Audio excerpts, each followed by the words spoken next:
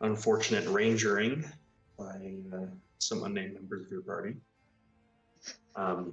You faced off against the beast, managed to slay it with the help of a divine intervention from the Raven Queen herself. You collected most of the items that were said to be missing and went to make your way back, gaining as well the favor of a Goliath individual named Thorin, who offered an invitation to his village, which you declined, sending him on his way. So where we start, we will just be on the outside of the Dragon's Cave, as you are all planning to decide where to go next. Is it still blizzarding? The blizzarding has almost completely resolved. Oh, can we see the actual bandit camp now? As you look to the north, you do see what looks like an encampment. We want to finish this off or what? Finish what off? Well, there's the like, bandit camp. get the We're last supposed to go painting? I guess, and whatever else they got. I think I think that's the only thing that we're missing. Yeah, there's only one painting missing. But that being said, I mean that's the job we were hired for.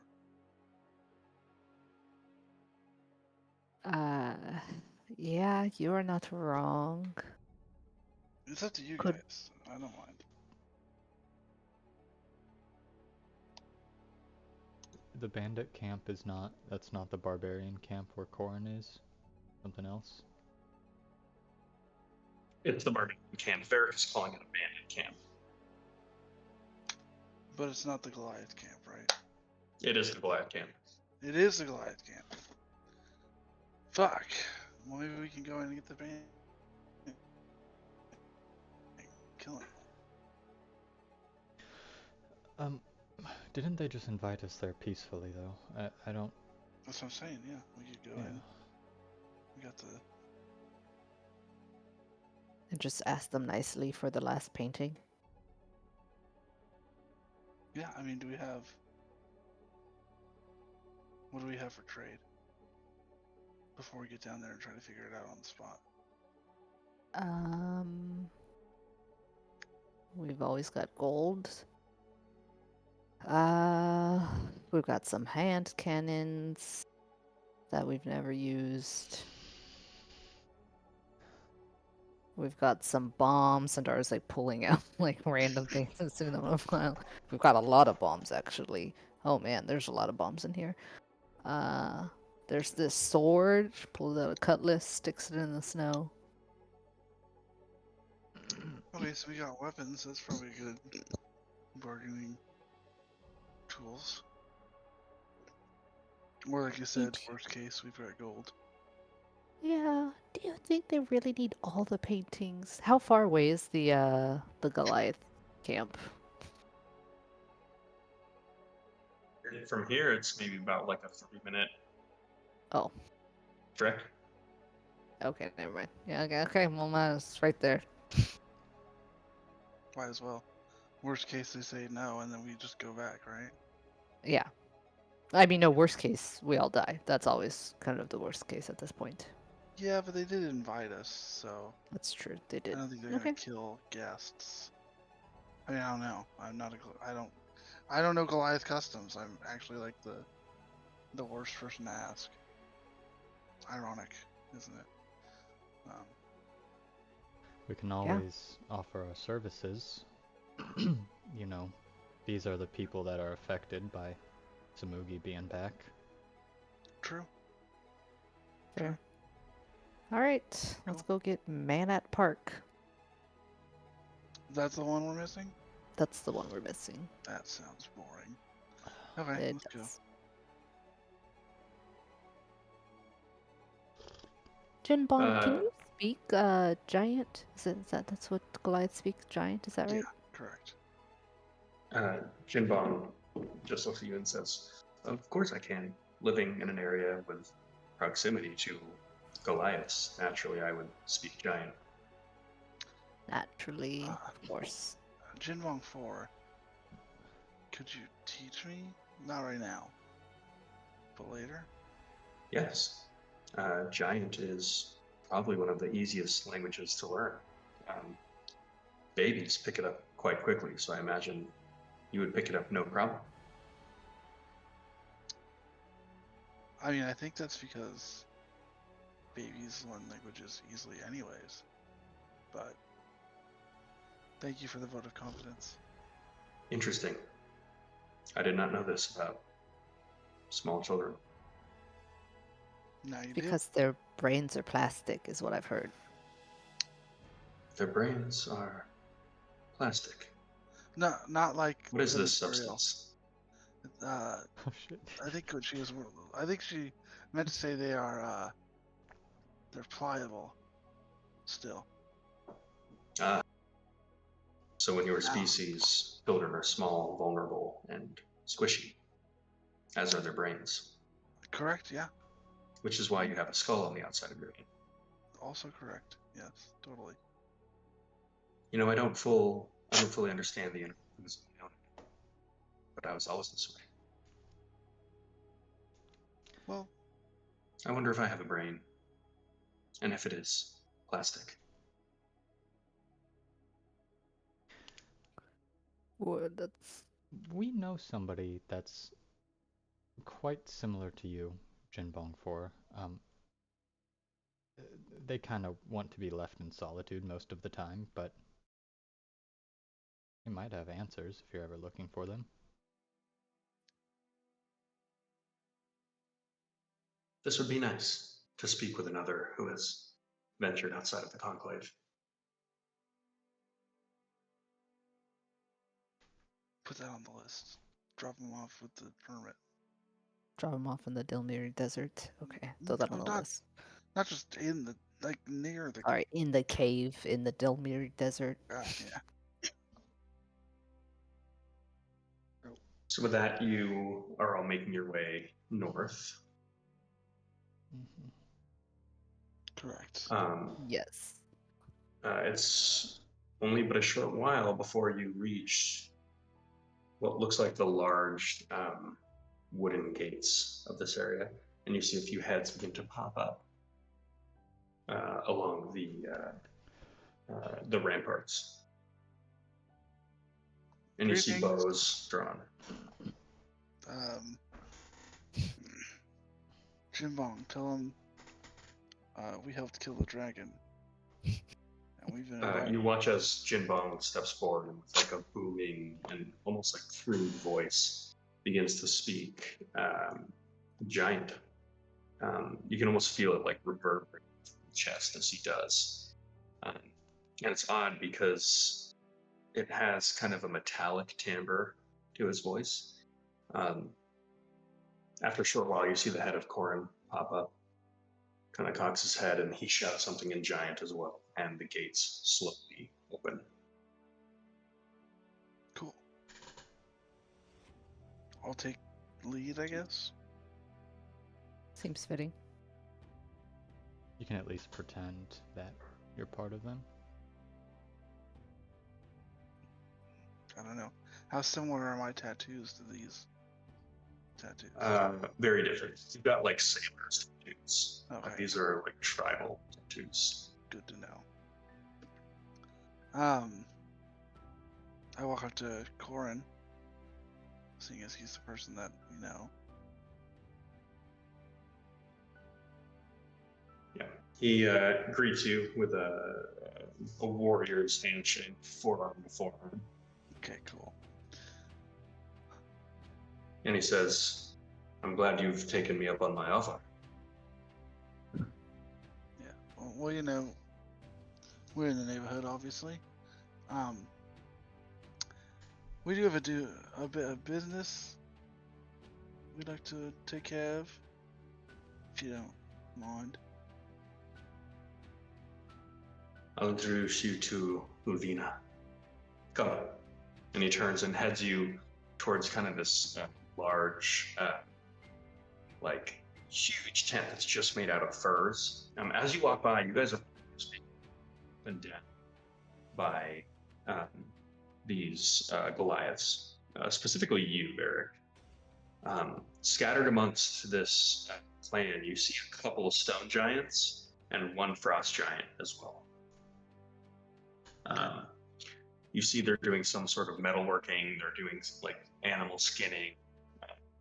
There's like this wide open fire pit where they appear to be like grilling what looks like some harvested dragon. And there's like clearly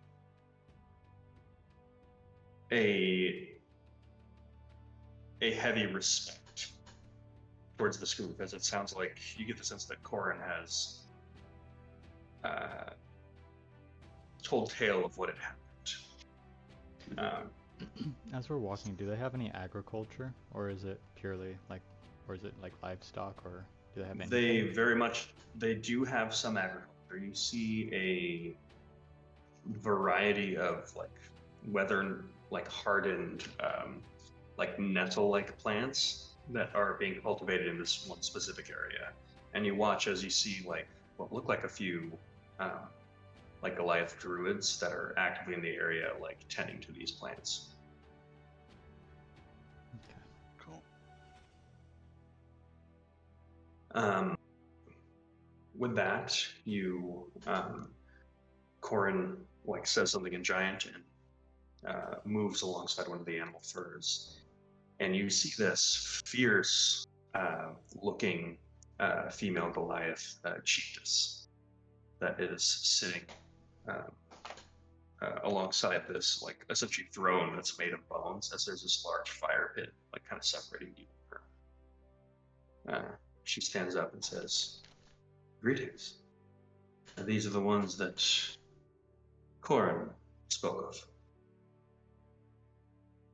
Yes, we are the Remnants. Southerners, brave of you to venture so far. What brings you to Clanny Serpa? Well, our original goal was to remove King Chedong from his throne. Still is. Still is. That's the main goal. You hear a dense, like hushed whispers kind of fall alongside the tent amongst all the other Goliaths.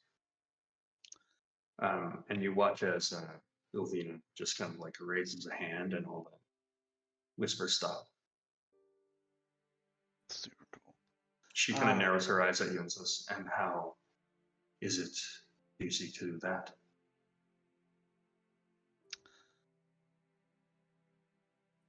Well, we know King Jaedong. To us, he was known as Samugi, an old wise man. Appeared to be in hiding, but his cursed crown was placed back on his head, and he was brought back here. So we will either remove the crown or remove his head. We are working on Hopefully gaining access. The crown. Hopefully the crown. We like Fingers Samugi, crossed. He's our friend, but you know, sometimes worst you comes gotta to do. worst. It's just like smack Bear on the shoulder. Like, yeah, we're on the same page. Yeah. No. We were tasked with a job to retrieve some artifacts, paintings, other things from a caravan. Most of those things were taken by the dragon, which She holds her hands up once more as you can stumble on your words here. And she just kind of like nods towards one of the other Goliaths.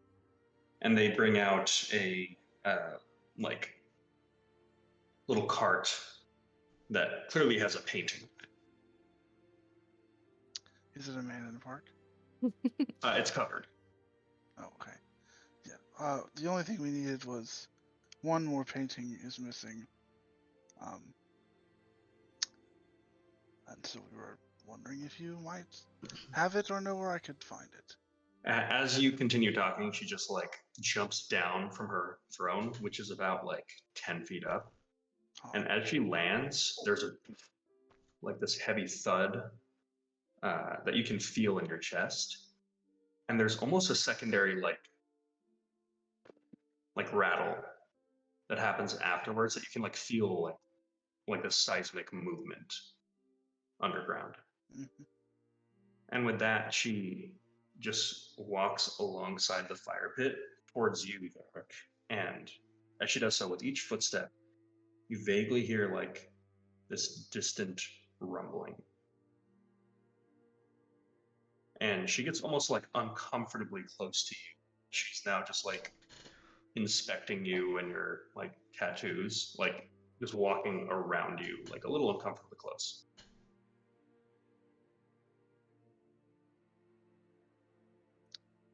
Sorry, I'm married actually.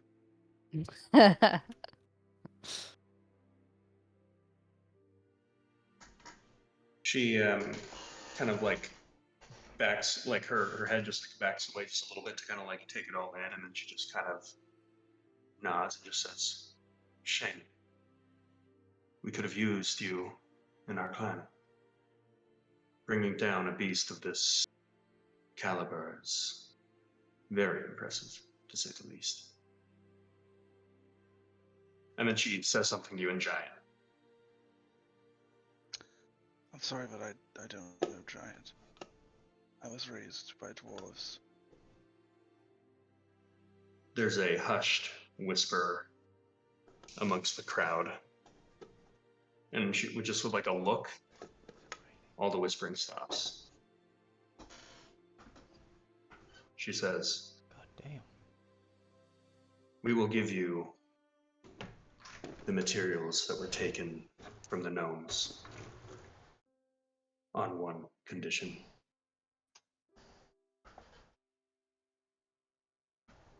You will all honor us with your presence for a feast in celebration of bringing this beast down." We would be honored.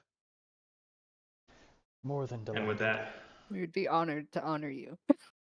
you watch as the whole time she's only been looking at Varric and hasn't acknowledged even the existence of any of the other ones. With that, she kind of does another lap around Varric and puts her hand on your shoulder and just says, "I know, Goliath, if you ever would seek to find a place amongst your kin, the doors of our stronghold will be open to you." And she just like leans in with like her lips like just like a centimeter away from you, and then like backs off and walks back to her throne.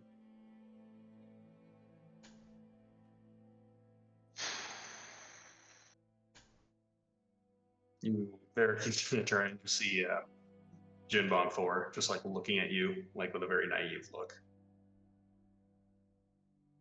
I whisper to Cass, and like, I mean, we helped kill the dragon too. Does she know that he didn't do it single-handedly? Apparently we're not worthy. With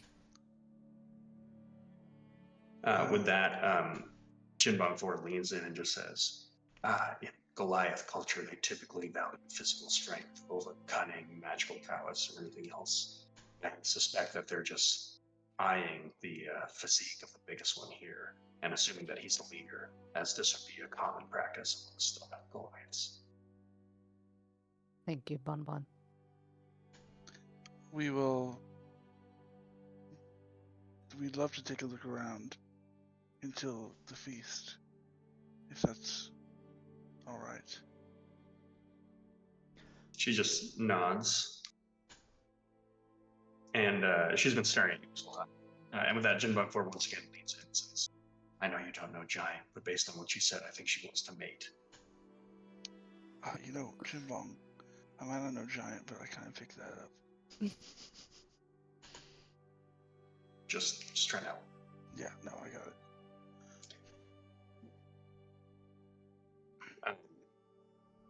With that, You've got How some time here to big kind is of she? wander Like, amongst how the village. tall is she? She is about maybe like an inch taller than Barrick, Oh, so big. but just like more lean.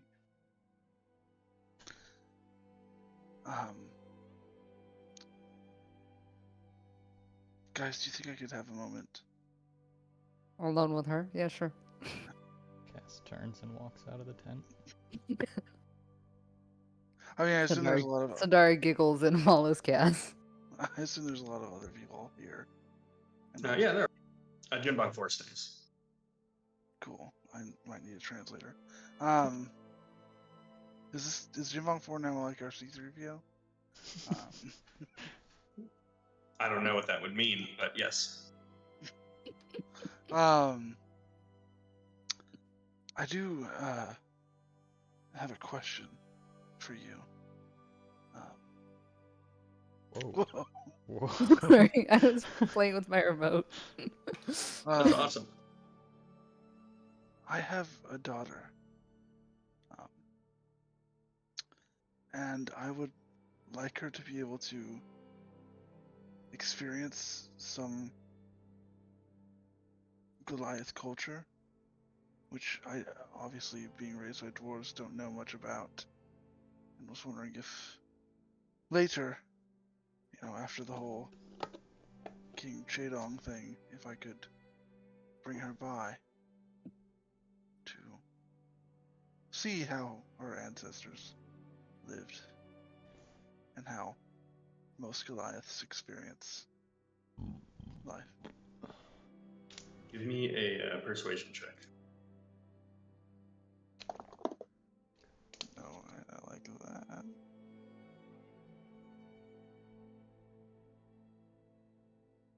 That's a 16. With that, she leans in and says,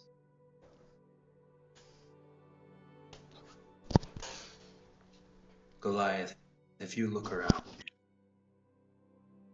you'll see a giant kin that has earned his or her place. You were born to the north. You would have a place here. Your daughter would not. And this is no place for Ului. A Goliath would choose to live amongst us or not with us at all.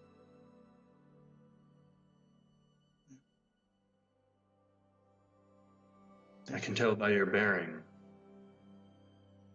You came from here, Goliath. You are one of the Clani Serpa. I know it in my heart. I wonder what you would have been had your parents kept you here. I wonder as well.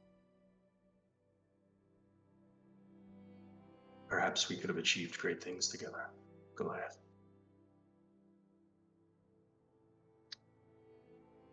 There's still a chance. She kind of cocks her head, like playfully, as she looks at you.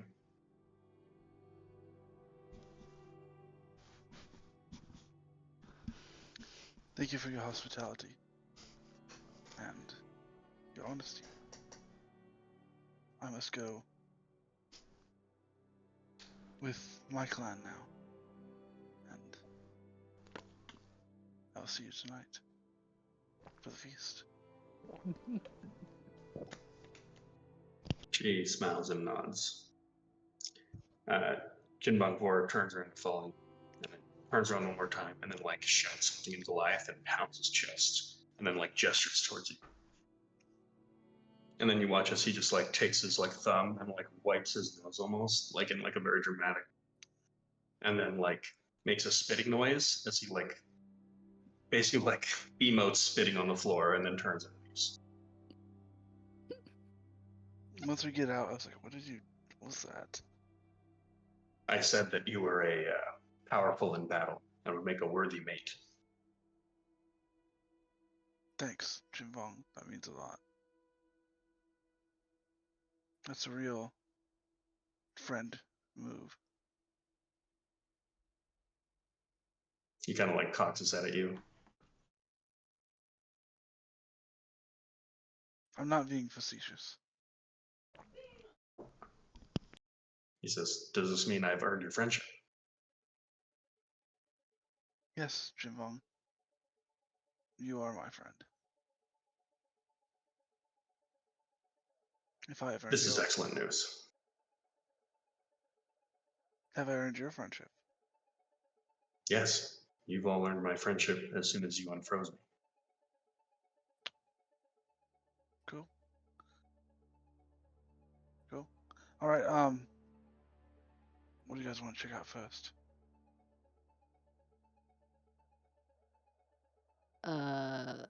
This really seems like your vibe, so I don't whatever, I'll just follow you around. I was just gonna go look at the wall and like, I don't know, touch it, check the integrity. I'm going to go try to make myself useful. If you guys are okay with it, I think I'd like to stay here for all of tomorrow as well.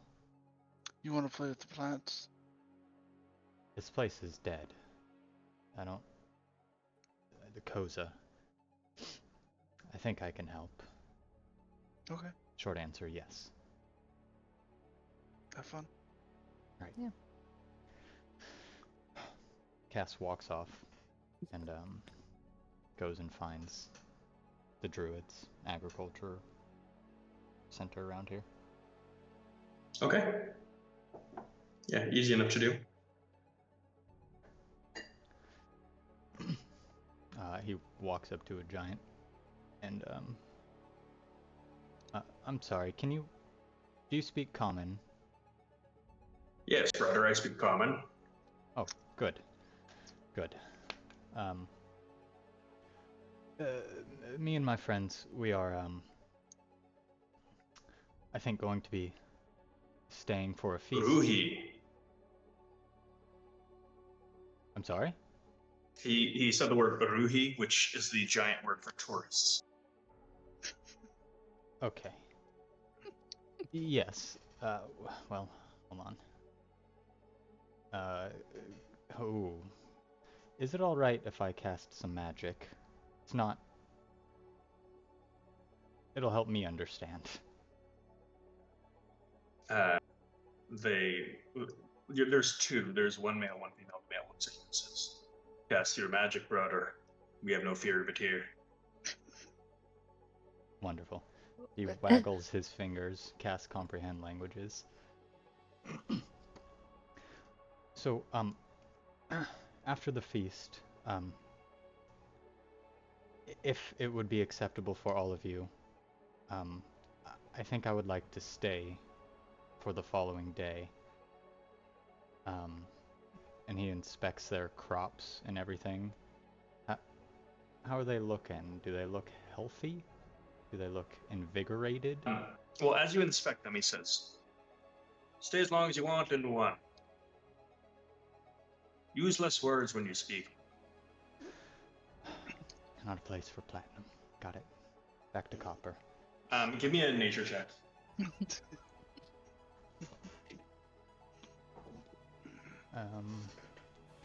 11 plus 17 total. The crops look as though they shouldn't be able to survive the harsh winter here, yet somehow they are. They're looking in moderately good shape. Okay. These crops definitely are not for food. These look like they're growing like herbs for medicinal purposes. Cool. Okay. Hold on.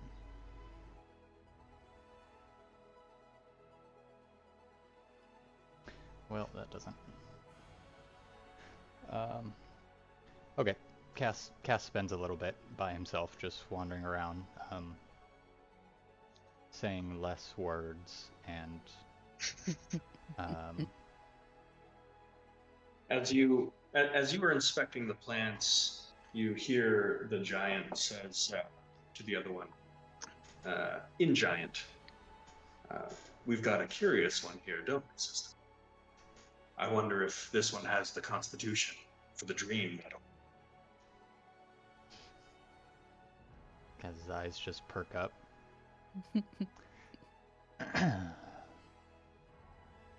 And he goes back. He shakes his head and goes back. He's looking for food. Do they only eat meat, or do any of their plants harvest food? Do they got tubers? Looking around, you would see a small area where it appears they are cultivating like a hardy, like winter barley. Yeah, that's something, I guess. All right. Claps his hands. Wonderful plants here. It's actually, fuck. Thank you for allowing me to walk around.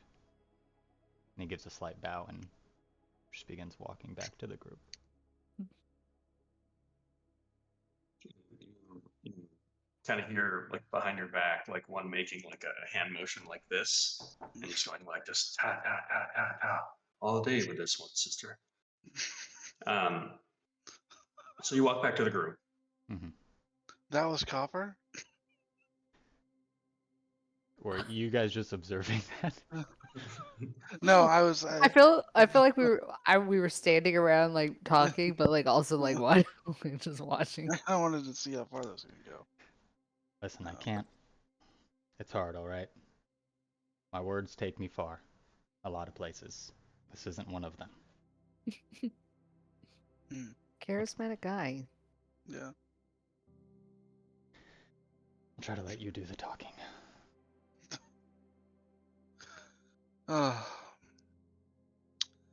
What kind of other work is happening around the town? Around the stronghold? I mean, there is a stonesmith at work that appears to be like shaping stone to make weapons. Stone like rocks? Yeah. Crazy. There are the frost giant is you see him like the gates open, and there is a second frost giant that enters with this chunk of that same material you saw in the cavern. This chunk is like smaller than the whole boulder, but a pretty large size. And you watch if he drops it off at what you assume the mason to be. Okay. And you do see a couple individuals bearing weapons of this like eternal ice. Cool. Is there like a blacksmith as well? Or just It looks like they're mostly doing like stone here. Okay. Is there a place where they're like children do like kid stuff? I don't know. There's a couple children like running around, but like anyone that's like child aged, if they're like above the age of like 7, they have an actual job. Okay. So you see one that's got like this like Goliath longbow, which is like a bow for this child that's like strapped around his back, and with like the bow part around his shoulder, as he's like presumably going out on a hunting. Interesting. You also see what looks like one of the stone giants who is around this huge fire pit with a cauldron on one side that is actively like spicing and cooking the dragon. Cool.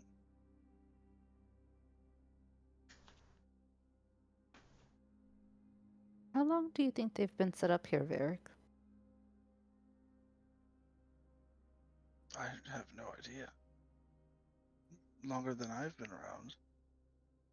Which, I mean, pennies to you, I guess. We could find out. I walked to the nearest Goliath that looks my age or older. You see that there is kind of like somewhat rotund, but kind of stoic looking warrior that is just kind of like sitting on a like slab of stone, kind of already looking at you when you come by. I walk up and extend my arm. Brother. He kind of looks to a Goliath sitting next to him, looks back at you, stands up, and takes your hand. Honor to meet your acquaintance here in such a fine stronghold. I was wondering if you knew history of this place. Well, everybody knows the history of this place. Well, surely I am part of everybody, and I do not. Fair enough. If you don't know and you're part of everybody, then I suppose not everyone knows. It's been here since the dawn of time, since the world was created by Annam the Allfather. You know Annam the Allfather. Yeah, totally. Your God and mine. Yeah. The Allfather. Yeah, I understand. Do you know who the first people here were, aside from Adam the Allfather? Well, they say that this stronghold was gifted to Vaprak the Destroyer. A fine gift it is. But it was taken from him when he lost his way. Sounds Taken over by the stone giants. Passed down to us.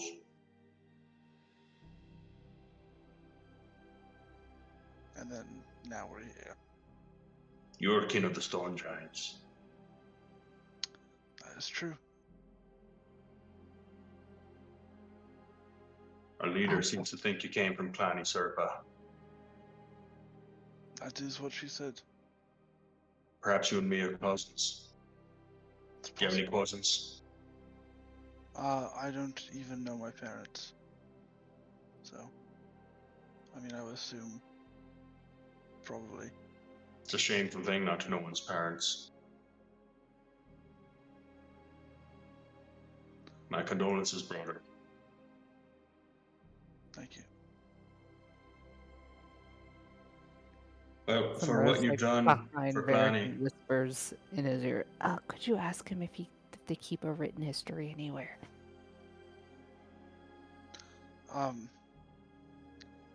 My friend's wondering if we have if there's a written history or if it's just oral.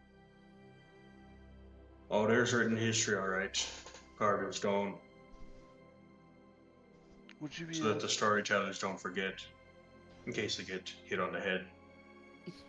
It's a good plan. Do you think you could show us? Sure, I can show you. It's on the side of the mountain. Oh, that's cool. Cool. We'd love to see it. Don't reckon you're really giant, do you? I've got a friend who can.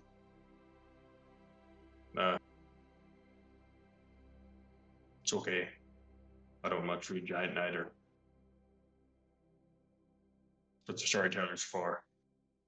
And you could just point us in that direction. Yeah, it's there. The mountain there. Okay. We're gonna head over. It was wonderful talking to you. What was your name again? Bornak. Bornak. Strong name. And then I'll walk off. As you walk off, you hear him still talking to you. Oh, okay. As he just goes, means fist and giant. Fist? Fist. As in one, singular. No, I understand. It's a good name. Yeah, because my parents wanted me to be used for everything, because they say fist is like the multi-tool. You can use it to pound, you can use it to twist, use it to hit, Crunch. can slam, Yeah.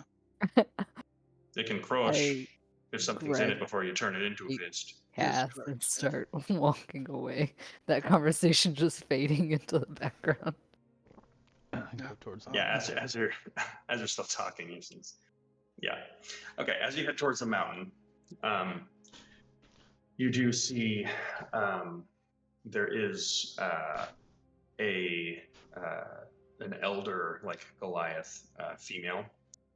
One of her legs is like completely, like, looks pretty mangled, and you see that her knee is completely like bent outwards, like to one side, and she's just kind of like walking along with this like singular crutch. She's kind of holding with both uh, arms, and she's taking like this little like chisel and just chiseling in some giant runes right now.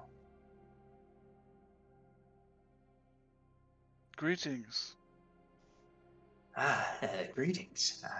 You must be the young whippersnapper who helped with the dragon. Yes, me and my comrades here. Hmm. Did Did you strike the beast with a hammer, or was it perhaps with a sword?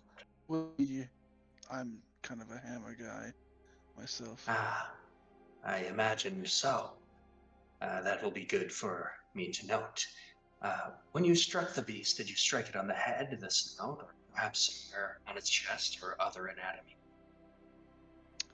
I did jump off of a cliff and smack it on the head as I came down. Plunging strike. Very heroic. Good for storytelling. Tell me, what was the sound it made when its bones broke against your head? A squealing, pathetic sound. Hmm. Don't forget to that's tell her no how good. afterwards it bit you and carried you around. It did then attack me. Catching It bit you and carried you around, Yeah. yet you fought on. Yes. At any point during the battle, did you fall asleep? Me? No. From blood loss or otherwise? No. I stayed strong, awake, fighting. That's excellent. And presumably you dealt the final blow. No, not me. Who then? This one right here. And tell me, little twiggy thing, what manner of land do you come from? I come from floating isles in the east. And what manner of thing did you use to kill this beast? I used a star that exploded. It was She really slowly cool. looks up. She pulled it from the sky. Yeah, like I pulled it down and weaponized it, and then I Shot it at him. yeah, it's like you concentrate the energy. You kind watch of- as she loses interest. She says, "Well, it Yeah. seems like you've You could, I mean, excellent, good work to you." essentially, it was really all the hammer. It was, that was Well, I much thank you for your more of a assistance. supportive role. Yeah, no problem. So, what can I do for you? Well, I Why do you assumed, come to the Wall of Stories? I assumed you were a storyteller. I am. They call me Veshka Cloud Reader. That's Strong name. a very cool name. We were just kind of wondering if we could get a history. We talked to the fist over there, and kind of got the bullet points, footnotes version. We were wondering if you maybe had something a little more in depth. Well, Camp Thralgar has a rich and storied history. It was initially gifted by Anam the Allfather to Vaprak the Destroyer. Mm-hmm. Yet Vaprak was depraved in his ambitions and betrayed his kin. You know, as a giant, you know the story of Vaprak the Destroyer. I honestly do not know the story. Well, it all started when Vaprak the Destroyer decided that it wasn't enough to be the exarch of a god. he wanted to be one himself. So he took to the hills and rallied all the ogres and trolls against the rest of the giants, saying that they should have their own pantheon. He also decided, after gaining a following and becoming a demigod, to lay with demons and sire the Oni. He brought the Oni. The Oni are children of Vaprak the Destroyer. Really? Interesting. And if it wasn't for them, Koza would look very different. We wouldn't be subservient to these gnomes that have succumbed to this great evil. Yeah, I mean, Our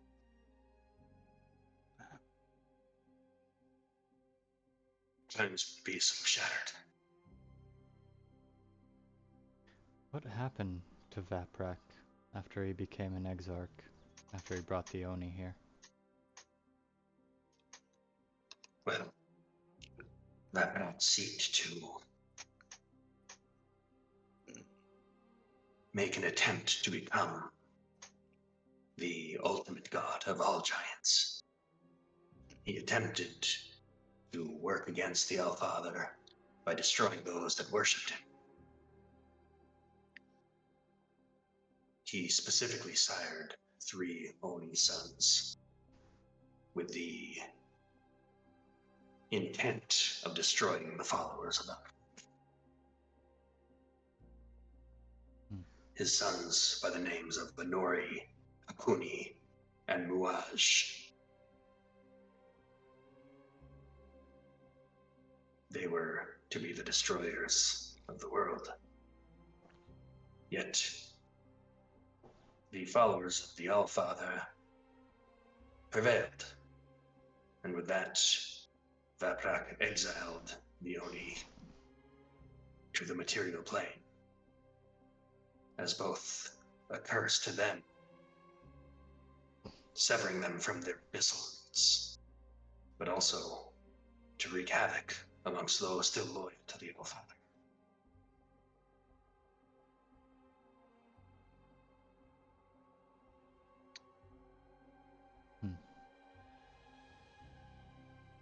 when did the gnomes get here? The gnomes have lived in the mountain for as long as history has been recorded.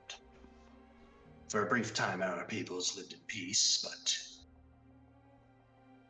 certain leaders of our tribe at that time would seek to subjugate them because they were smaller, pathetic, and soft.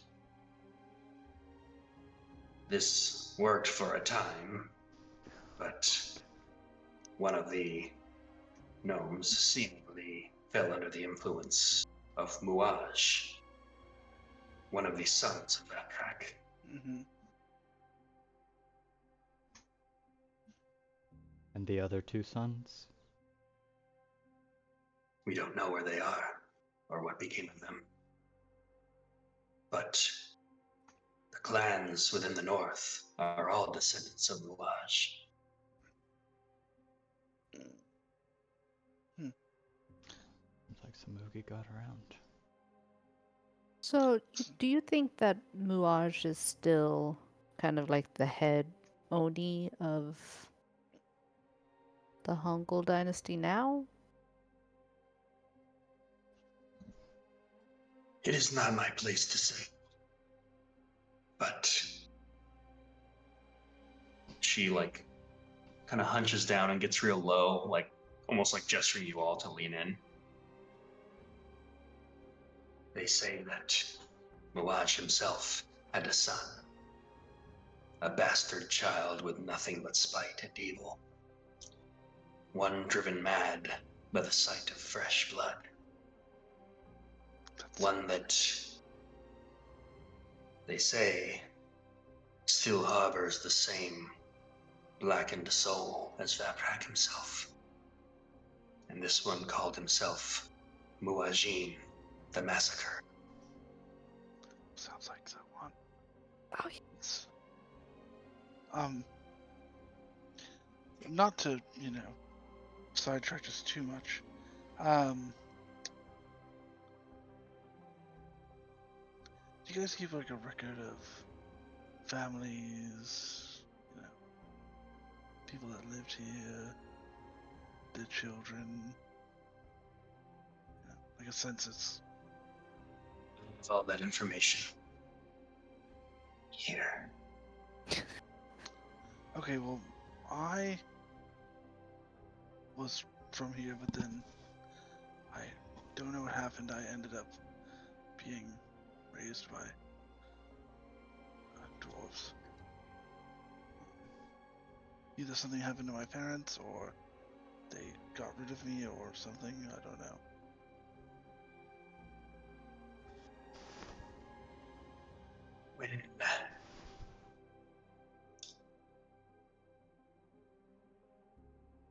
When the king of the Black Sky disappeared,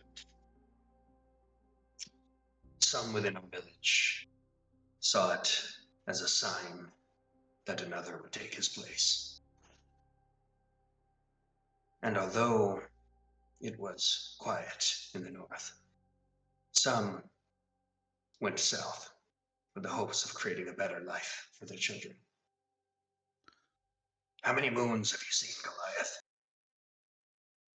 I mean, I'm around 40 years old. I don't exactly know. God damn, Beric, you're old. Yeah, I know. 30. Huh? I thought you were closer to 30. Oh my gosh, you're getting I'm up there, old. dude. You move well for an old man. Still fighting? Guys, I said around 40. I don't know exactly how old I am. That's the whole problem. Oh man. Your knees okay?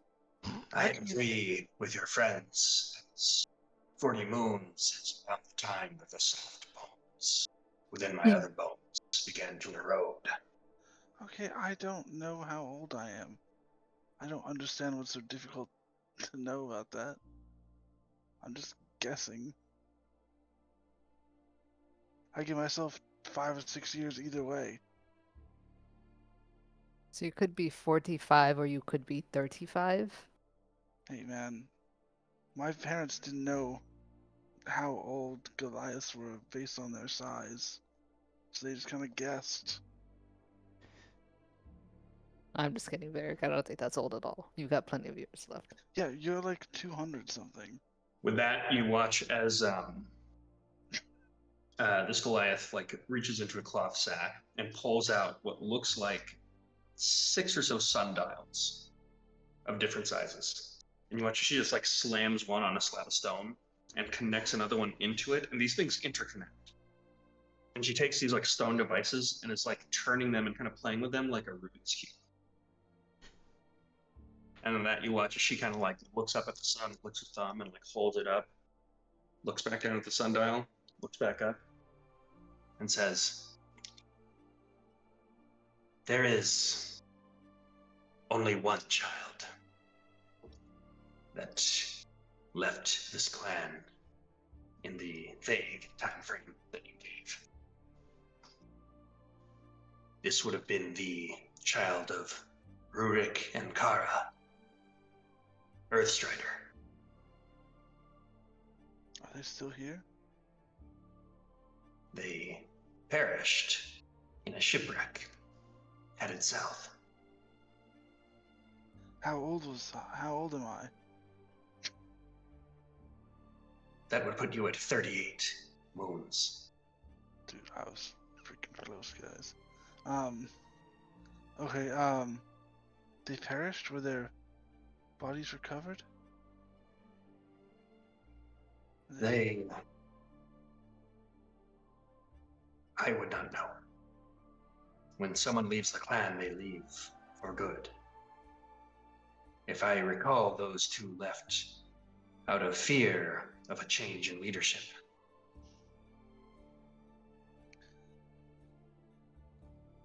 There was a Goliath that challenged the current chieftain. the Goliath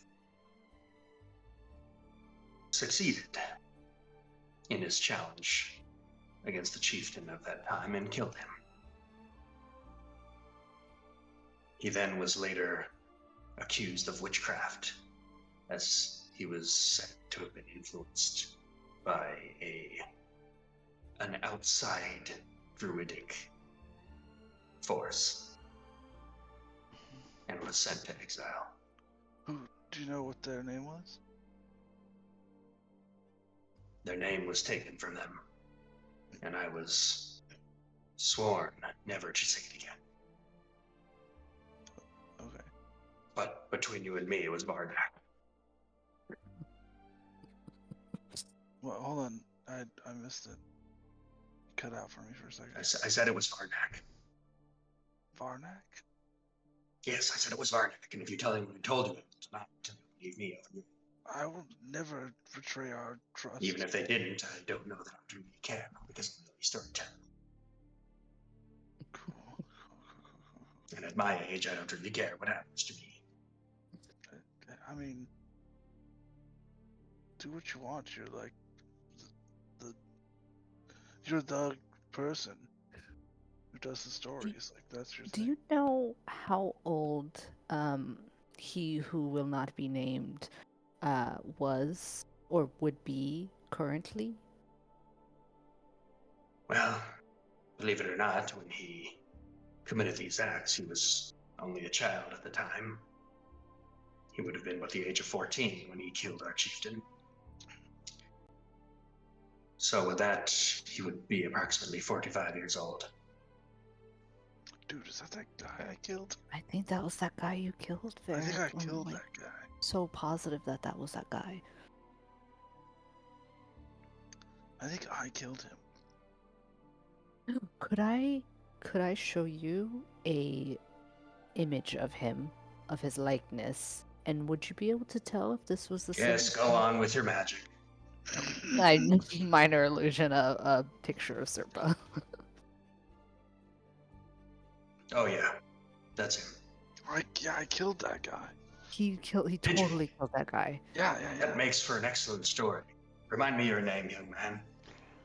My name is Varric Stoneheart. They call me the Stack. Very well. Because Varric Stoneheart, the stack.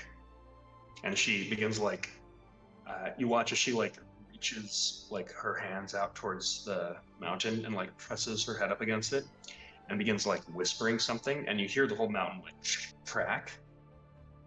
And as she's whispering, she just kind of is using this blunt chisel and hammering out some rock, and runes are just kind of appearing as she's just pretty much typewriting Goliath runes into this. That seems very magical. I don't understand. What is there to understand? I mean, you just seem so.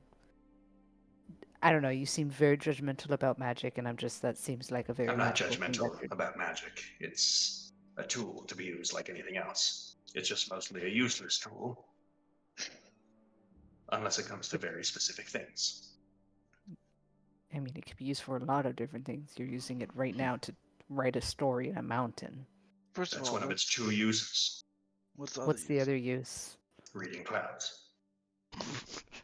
You know what? Okay. I like her a lot. Read the cloud, write it in the stone. Done. Of course, yeah, Varric. I know you. Yeah. It's cool. We have some here that use magic to turn advances, to make things cold or make things hot. I prefer things in the middle, not cold or Lukewarm. lukewarm. I Perfect totally temperature. agree. Yeah. Okay. A true You know, I'm starting to like a lot of this. Tell me, young thing, Yes. do you like nuts? Me or the other? You. Me. Do I like nuts? Yes. I love nuts.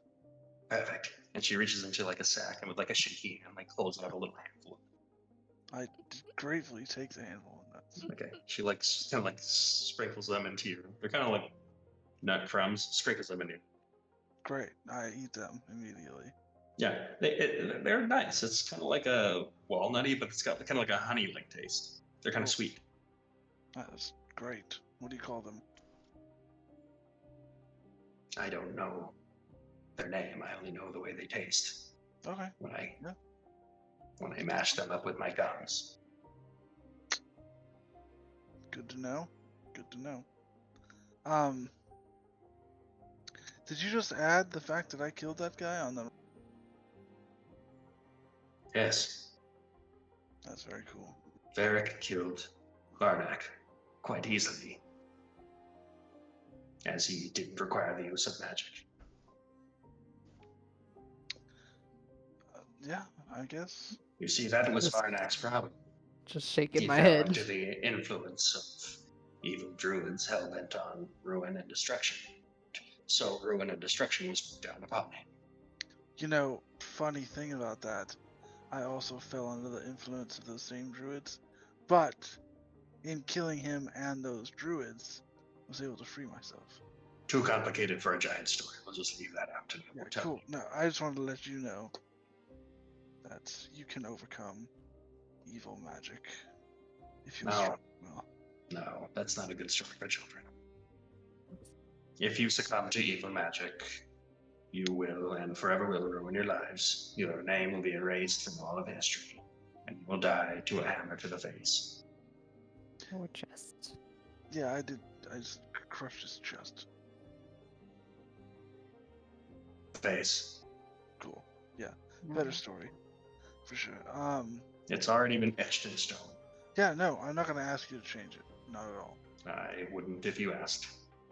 I do. So what? How?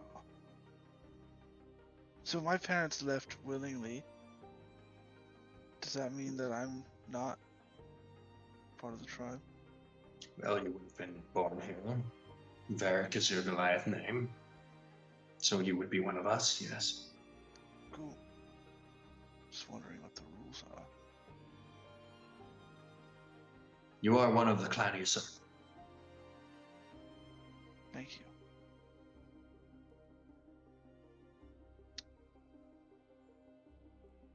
So, That's really all I wanted to know. now that you have accomplished finding our group to grab those rude etchings that you sent, what is it that you are still doing here, young one, and your anemic friends? We, got invited to the feast. So we're just kind of kicking around town, checking out the sights. What is your purpose in Koza? Oh, we're gonna kill King Shadon. Or Oh. remove the curse Or remove the curse. and save our friend Samugi. Before, when he went into hiding or whatever, he was known as Smugi, who was our friend, and we fought in many battles by his side, and then somebody put this crown on his head, and he turned back into King Shadon. And then now we have to remove the crown or remove his head. Preferably the crown. But, She just kind of like narrows her eyes and gives you a look of almost like you have perhaps used almost like too many words to say what it is you're trying to do as you keep talking. And she just kind of waits for you to finish and is giving you this look of like, okay. we're gonna end King Shadon's rule. That's the plan. So you're attempting a ritual of earth and fire. What is that ritual? A rite of the cleansing storms. To purge an Oni Oh, from the thing this- it is possessing. okay, this is helpful. We're interested. We're interested. What, Please, more words. What are the steps to this ritual? You're asking me. Yeah, you're the story Well, one. you just brought it up. Surely you had a plan to kill your friend. Mostly it was violence. Or possibly a very powerful spell if we could find a way to use it or accomplish it. The star thing is pretty cool. I would have voted. Well, there is I no just- spell that removes an Oni that is Well- possessing a creature. Well, there are spells that change reality. We just don't have access to them. That's you're going too far. That was like Plan X. So whatever you're talking about is what we want to hear about, though. So, to unpossess your friend, you were going to attempt to rewrite reality itself with magic. We I were mean- considering it. Yeah. But you have a. This seems silly. I mean, especially after hearing what you just said, which again we don't have much information on. So yes, we're fools. Silly us. Anemic and twiggy. Who knows what I'm thinking? Copper Talk words. more. What's the ritual? Sandara, copper words. You are all quite anemic and twiggy. Yet, you have the respect of the soul of Goliath because you brought down the dragon that none of my kinsmen had the stones to do. Except for that young boy.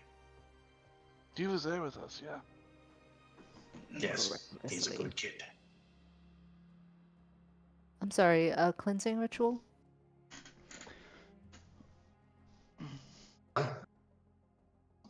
It's less of a ritual and more of a series of steps that you take to coax the Oni out of the possessed, and then beat it with sticks until it dies. We can do that part. It's the He's really good at that. coaxing part we need help with. Well, you need a few things. You need So the name of the Oni itself. didn't you just tell us the name of the Oni? You seek to exact a ritual against Moajin. I mean, Yeah. yeah, I think that's what all He's the one If that- you are correct, indeed signs he are is pointing the one to. that He's the one that this scared makes the it- blood. Right? this is the tale. Okay.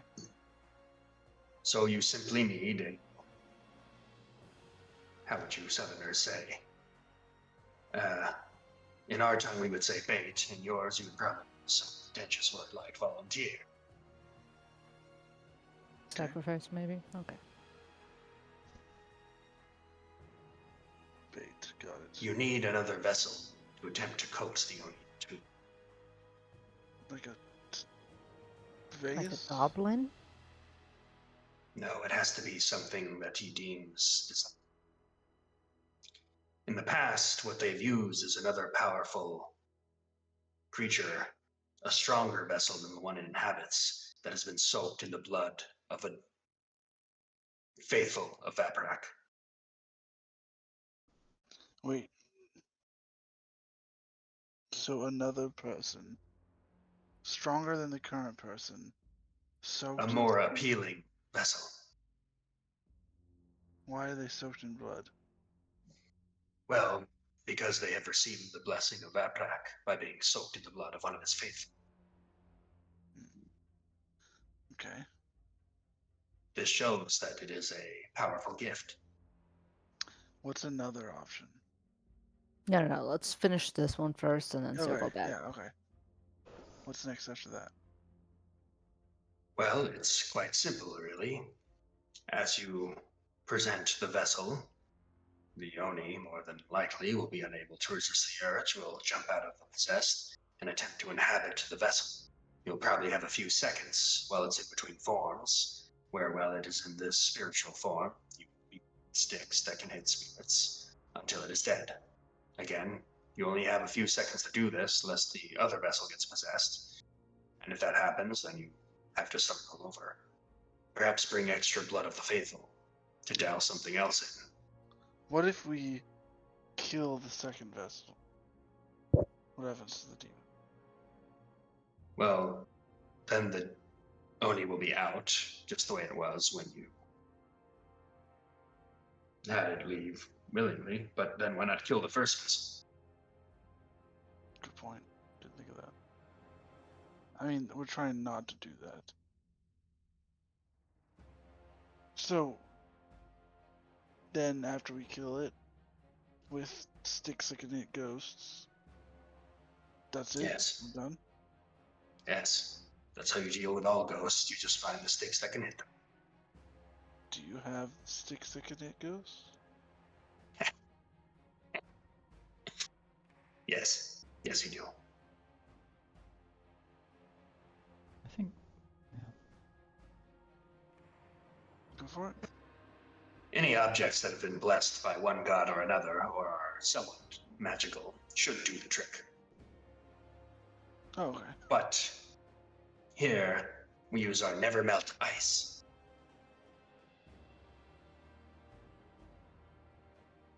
Oh. You're never melting ice? Do you get that from Yes. that shrine back there? We get it from everywhere. Okay. You may cool. have seen it. It's ice, but really cold. We have, in fact, seen it. I might have some in my bag. Well, Zalgar shapes it into weapons, and use those to crush ghosts when we come by. I've got some in my bag, guys. We can get weapons. I could get a hammer. Yeah. Ghosts. If you were to purge or otherwise destroy the King of the Black Sky, you would have done another good thing for your clan. That's the goal. I do have a question. Let's say we kill the ghost, right? And then there's no more King Chadong. Wouldn't someone else just take his place? Likely. Not our problem.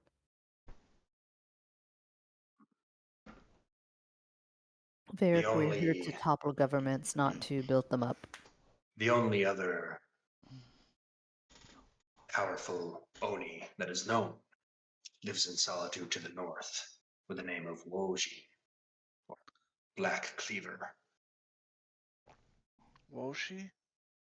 Wojin, the Black Cleaver, Oh, Wojin. Okay, good to know. said to be a distant cousin of Muaji. Alright, let's go kill him. Oh, we got a feast to go to first.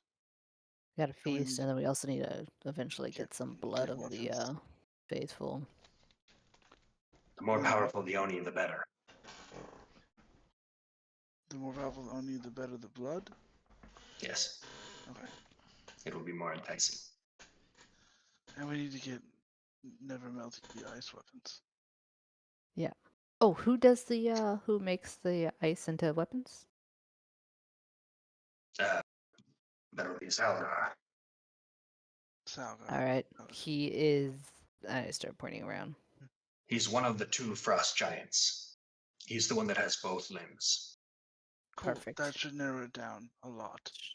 A lot. Well, it was wonderful talking to you. See you at the I feast, felt I guess. neutral about our conversation. I assumed nothing more. See you at the feast. Thank She you, nods. Miss Cloud Reader. She just stares at you all as you walk away. Pierce, you look called like us you're in discomfort. Anemic. Are you okay? Yeah. Okay. Do you need ibuprofen? Tylenol? I already have an unnecessary amount in my blood. Okay. Okay, good. Good. Yeah. Sorry, I didn't mean to cut the flow off, but you looked. No, I was noticing the same thing. Okay. I was doing especially the blanket on, blanket off. Very, Yeah. very classic. Yeah, she called you guys anemic multiple times, Multiple times. which I thought I was mean, kind of funny. Would it you be can point it out disrespectful? once, but yeah, it's a little rude the second and third time. I agree. Not the I best. have a normal amount of blood. I would be extremely surprised if she knew what it meant. Okay. I'm more colorful than you, really, if you think about it. You're Yeah, kind but of like a pale gray. I'm the right color. What is that supposed to mean? For these people, oh come on, don't. Let's just go Yeah. find the Let's frost go giant find- with both limbs. Can I cast this on? I'd like to look for him. I forgot Yeah, his I name mean, already. it was the one that you saw earlier. Okay. I guess I would look for them. I don't remember what gender the giant was. Yeah. As you walk in, you see a bearded frost giant that clearly has had legs cut off and has 2 upper extremities. Legs cut off, but 2 upper extremities. Yes. Cool.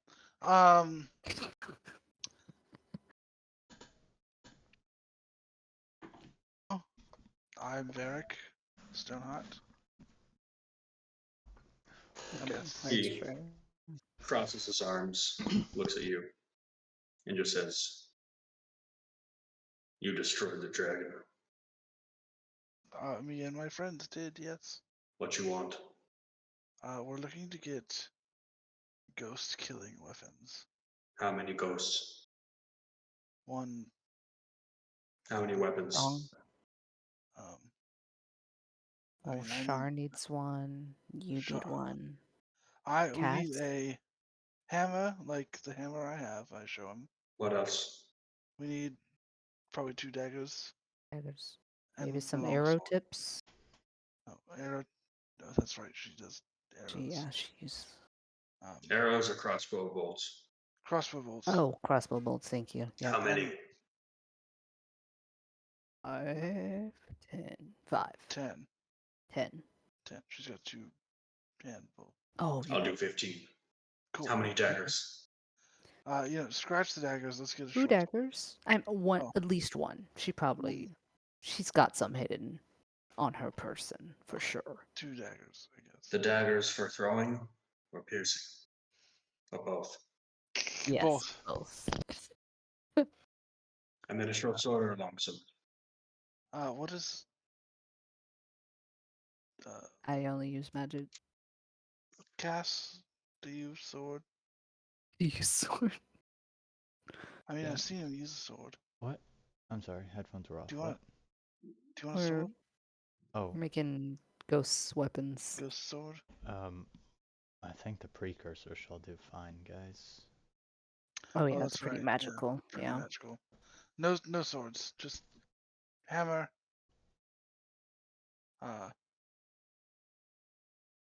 Crossbow bolts, 2 daggers. 2 daggers. It would be most efficient for me if I could have the option to use it in one or both hands, depending on the situation. I have been using a shield lately as well, so. But He gives you this look of like,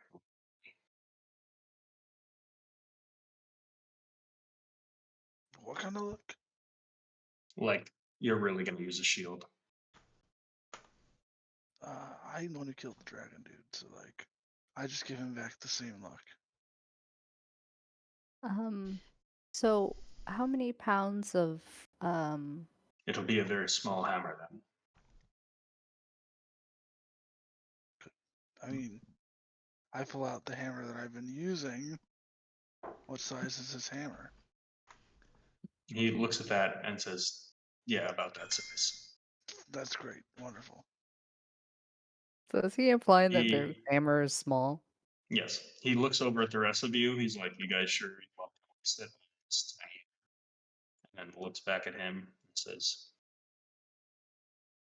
"Very well then." And with that, he just like takes like with one huge meaty hand, just like takes this like huge thing of stone and just like tosses it behind his back into what looks like this kind of fur room that is just like covered in rocks, and reaches into a different room beside him and pulls out this like glowing, like freezing sphere of just like pure ice. You watch as it literally like freezes his fingers and begins to like fall up his arm as he sets it down. And as he like detaches his arm from it, the frost that is like that layer of frost just breaks. And with that, he just like begins shaking it with a chisel. How much will this cost? Your guess. You've done a good thing for Clowny Serpa. I would be reprimanded if I attempted to take payment, and I respect Ravina too much. Well, let us at least supply some of the raw materials. If you insist, Yes, we would not want to put you out. Open up the bag of holding, and I will. Can I mage hand into the bag of holding to get some of the? I'm presuming this is Rhinethorn. He looks at it. How much? Like 6 pounds, an equivalent amount to the amount that he pulled. I don't know how. He's working with a boulder. A boulder. Okay. Yeah. I don't think He's we have full on boulder. carving a hammer out. Like it's gonna be one solid piece. Oh my god. Like there's no joints to this thing. It's like a solid piece. That's insane. Just give him what we got, and then we'll just like, Yeah, I'll that's just, all we got. just pull a whole bunch out. That's all we had. He pushes a lot of it back because he can only even use the larger pieces. So he'll take 6 pounds of it. He'll say, I can use this for the bolt heads, the daggers, and I suppose the shavings can be used as ice cubes. Awesome. Love it. When should we return? should have these done after the dinner. Wow. Thank you. Very efficient. Yeah. What was your Well, name again? Dalgar, Dalgar. Derek. Sandara. Cass. Jinbong 4. Looks over all of you and just kind of gives a nod. There's also like a cat somewhere around here. She's sneaky though. So hmm who knows where she's at? And like a creepy pale, white-haired cleric, but she's doesn't like talking to people very much. Yeah. I'll be sure to keep an eye out. All right. See you at the feast. Yes. I'll see you at the feast, although I won't be there. See you after the feast then, I guess. Very well. Eat safe, brother. I will. Thought the feast was like a community thing.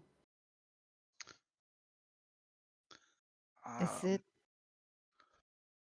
Is it just a date between you and the clan leader? I don't know. Either that or I have to fight someone. I want you to know that you are one of my, if not my closest friend, and I will protect you with my life, but I will absolutely rat on you to Sarah in a heartbeat. But I love ya. I'll let you know that I would never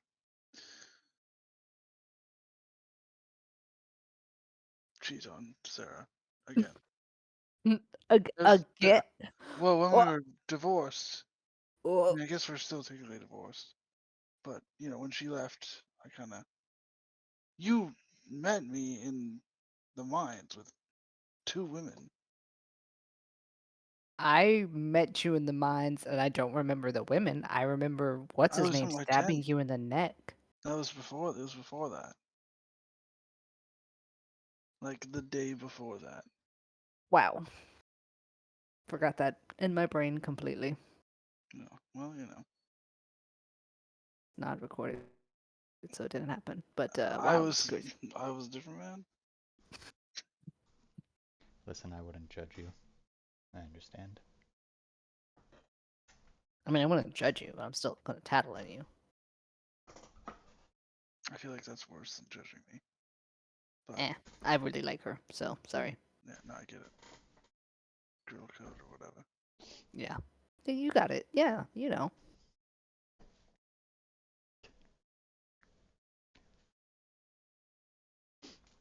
So, should we just like sit around the fire or something? I'm down to just chill for a little bit. Yeah, I Maybe could take like a a little rest. short rest.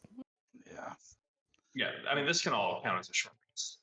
Not With bad. this, you guys begin to hear sounds of like stone wind instruments playing, um, uh,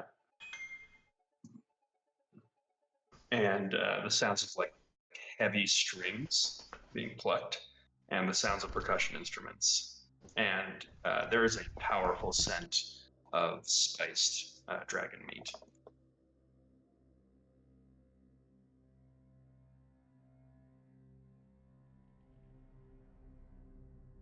So, are you all headed towards the main longhouse?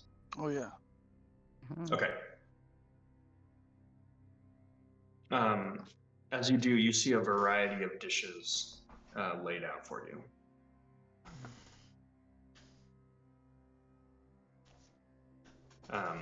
You see Ulvina is there, as well as a few, it looks like the more respected members of the clan are there.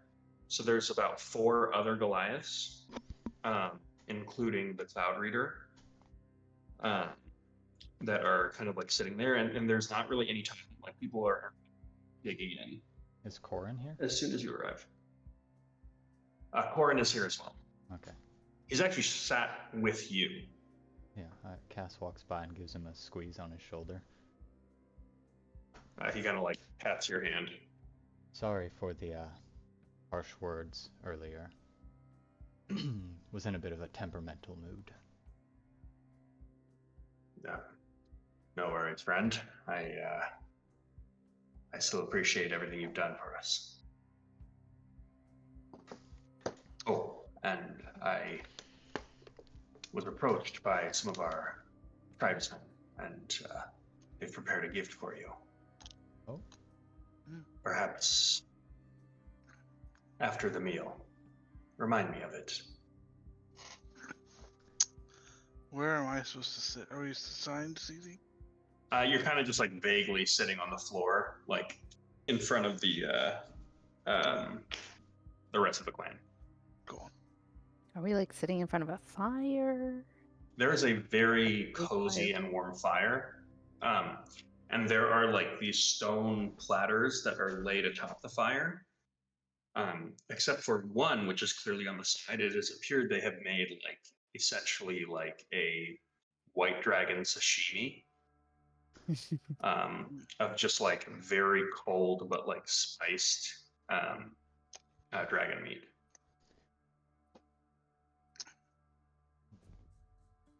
You see a huge like roast that is almost like you know, like Mediterranean style, just like hung up on like a pike that is like slowly rotating. That people are just like hacking like hunks of meat off of this thing and like putting them onto like a stone platter. Mm-hmm. It's basically all just like help yourself, but it's basically every iteration of like cooked dragon meat, as well as there is a Goliath beer that is being passed around that is made out of their winter barley. Mm. So there's meat and beer and raw meat. Dar's gonna get some meat. Yeah, Varric digs in. Mm-hmm. Yeah, surprisingly, it is very good. It's kind of like a less fishy fish. If that makes sense. The roast is almost like a chicken type quality, except it's pretty tough. The sashimi is extremely chewy, but it's good. And the beer is extremely alcoholic. Varric does partake of the beer as well. Okay. Sundar will cheers with Varric to staying alive after killing a dragon, finally. Yeah.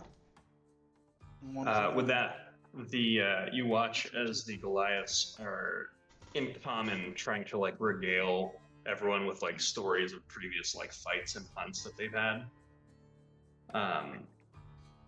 And you it's a lot of like very hearty laughter and joking. You know, at one point, you know, one Goliath is like literally standing up and he's like set his plate down. He just has like this bowl, this stone bowl of beer that he's holding. And then he says, "And after we had slayed the bullet, I must have been walking with Aaron for maybe about 14 miles when he says, 'Oh, I think you dropped your hammer.' And I turned, looked at him, looked down and said, 'That can't be. This is my hammer.'" I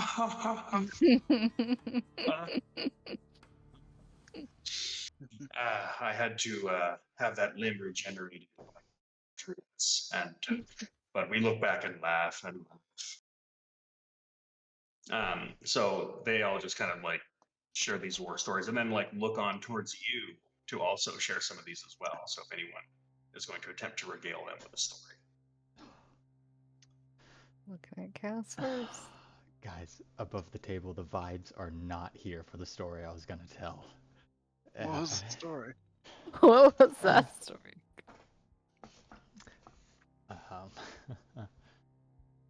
Oh well. Jinbong, I think I promised you a story earlier, and Cloud Speaker, I think maybe you might appreciate this. Cass takes a deep breath. Not sure if he's gonna regret this. Once, in a time not too far away, there was a people that lived on an island. We can call them the Islanders. And the Islanders lived on their island for as long as any of them could remember. Even the elders could not think of a time before. They lived on their island in peace. There was strife occasionally and, struggles of humanity, but mostly peace. And as Cass begins speaking, his skin becomes a little pale, and he blurs, and it almost sloughs off, and he turns into a changeling. You watch as everyone in the room just like gasps and people are like actively leaning in. Give me a performance check now. Yep. I actually rolled above 10. Oh wait, not that Wow. it matters. 28. Okay. Yeah, this story's different than the ones that are being told so far. Everyone is at like the edge of their seat. The islanders lived on their island, and they loved it so much that they worshipped it. Not the entire land, but the division of sea and land. They worshipped the shore. It was their goddess.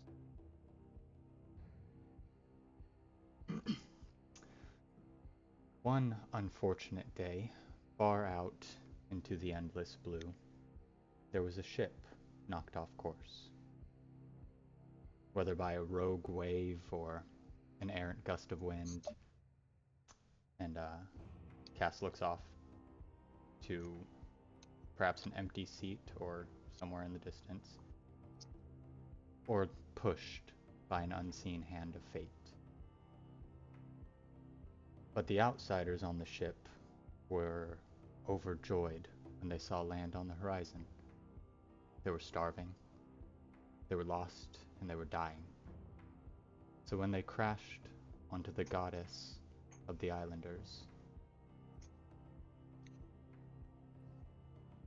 they were met with open arms. They were met with peace. They were given food. They were taught the ways of the islanders. They were given shelter. And once their bellies and their minds were full, they had a different idea. The islanders were alone. They were primitive in a sense. And so, once they had their strength, they began pillaging. They began burning crops. They began killing, and they subjugated the islanders. And in far too short of a time, the two groups became one, as masters and as servants. Nobody knew until far off into history that the two groups did in fact used to be one, separated by catastrophe or just a length of time. But an oral tradition from the islanders, the people that would be known as the Shale, eventually made its way onto paper and into the hands of a young tiefling in a college. A prayer. A prayer, I think, and he looks to the group, all of us would do well to keep in mind. Open to them your hands to the shore. Watch them walk into the sea. Press upon them all they need. See them yearn for all they want. Gift to them the calm pool of words. Watch them draw the sword. Bless upon them the satiation of peace. See them starve for war. Grant them darkness, and they will lust for light. Deliver to them death, and hear them beg for life. Beget life, and they will murder your kin. Be as they are, and they see you different. Show wisdom, and you are a fool. The shore gives way to the sea, and the sea, my friends, does not dream of you.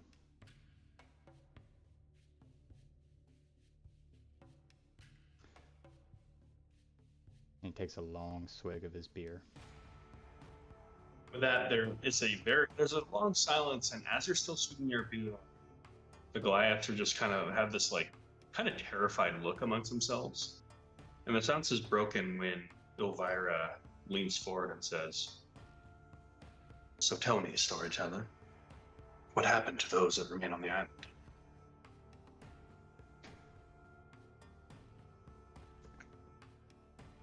No one remained on the island. The warriors, if you could call them that, were killed, the biggest threats. The women, the children, and the elderly were taken away to be traded, to be used. The Oran Empire was not kind to people it met that were not of their own blood.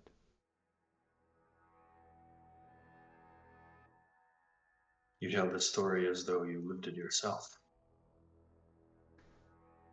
No. A lot of...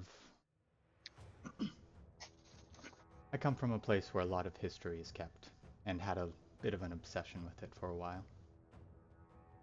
She nods and just says, "The greed of the Oran Empire is not unknown to those that live in it. Thank you for sharing the story, and I hope that it rings true amongst the hearts of the warriors here, and not to forget the blight that still plagues this land of those from the east." And they all just kind of like nod, and there's some like mumbling, and she like raises her own stone bowl and takes like a long drink herself. And with that, Corin is looking at you with this impressive look, and then he kind of like looks towards the two of the individuals in this room are the grove tenders that you saw earlier. They look at him, nod, and they turn around and they grab this like strange apparatus that appears to be like cobbled together with bones. And they walk over to Corin and hand it to him. Corin takes it, turns to you, and just says,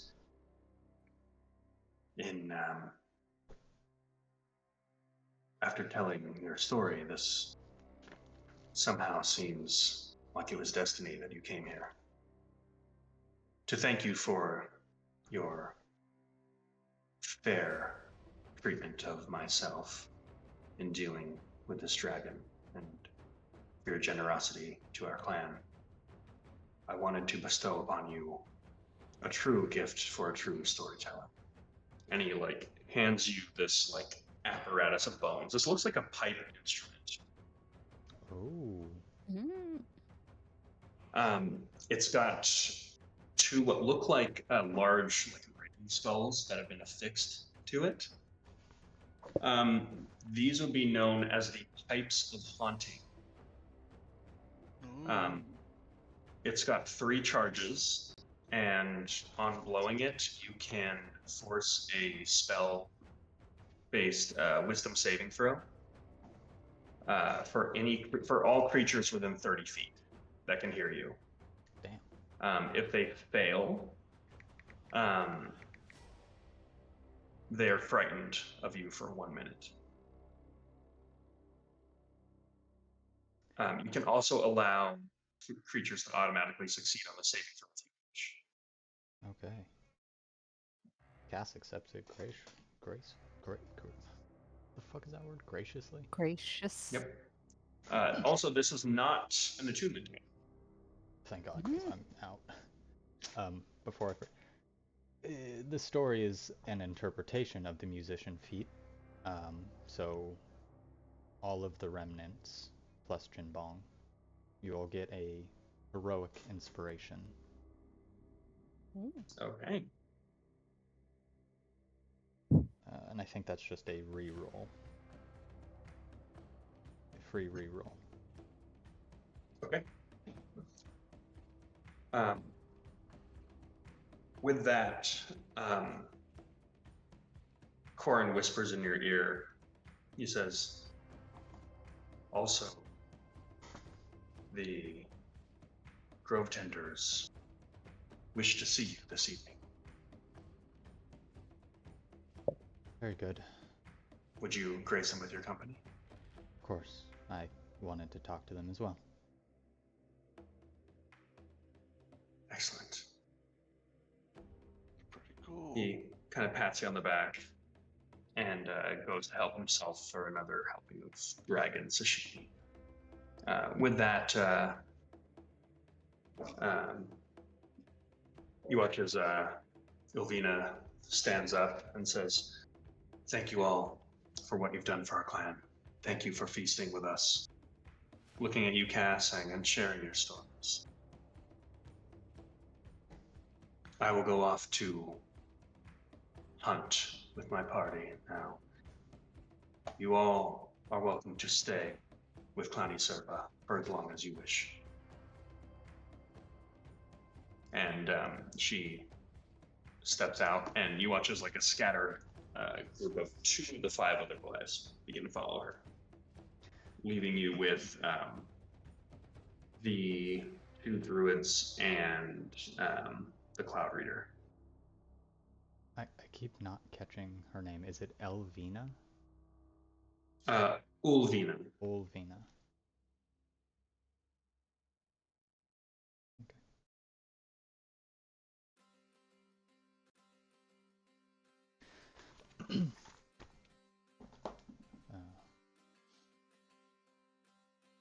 Cass's mood, or, well, he keeps eating. Hold on, sorry. Okay. With that, with your bellies full as evening approaching, what is it you are all hoping to do for the rest of your evening?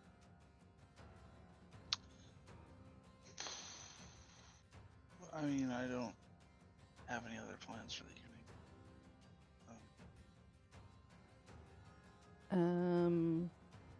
I want to chat with Jinbon. Jinbon. I guess yeah. I guess he doesn't eat, but I'm assuming he's hanging out with us at this feast.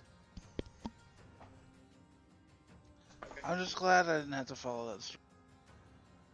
Something. You have to follow the what?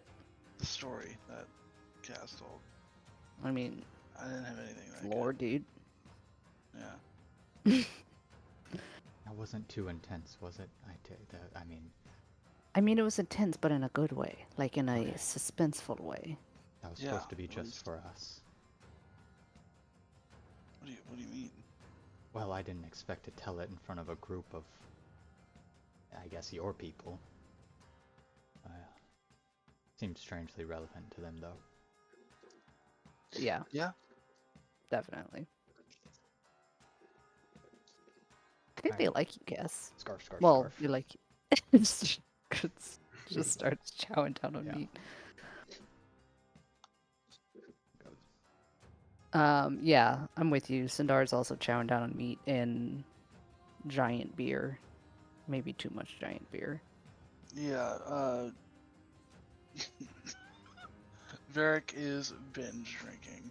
Oh, I do not Okay. want to be next to him. Ugh. We're just having a good time. Yeah. Okay. Hopefully nothing goes terrible. Hopefully. Probably though. Probably.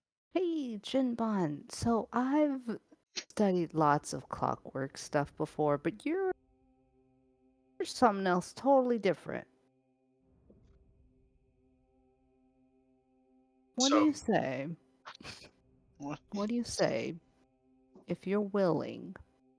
I use some magic to study you, and then whatever I learn, I tell you about a little bit more. Now, to be fair, I've never done this on a entirely sentient being, but I'll be really careful. What do you think? Pretty please. You yeah, sounds good to me. don't have like any questions or want to know about the risk benefits and alternatives or anything? So horrible. No, sounds fun.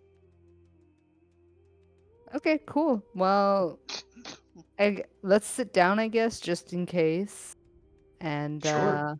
I feel like we should hold hands, you know? Also, how do you like the new hand? Is the new hand working for you? Any adjustments or anything?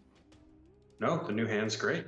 I like that it's longer than my other hands. I feel like it's improved my reaching capabilities. Hmm. Okay, that was an accident. That was not supposed to happen. But if you like it, that's fine. All right, ready? 1, 2, 3. I cast commune with clockwork. Okay. Make Say a 1, 2, 3. make I a said it in Elvish. spellcasting ability check. Okay. That is that's a what's an 8 23. Okay. So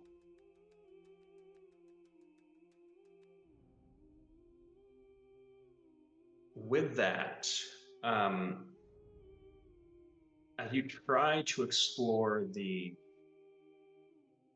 like architecture and mind of Jim Bong, the spell works,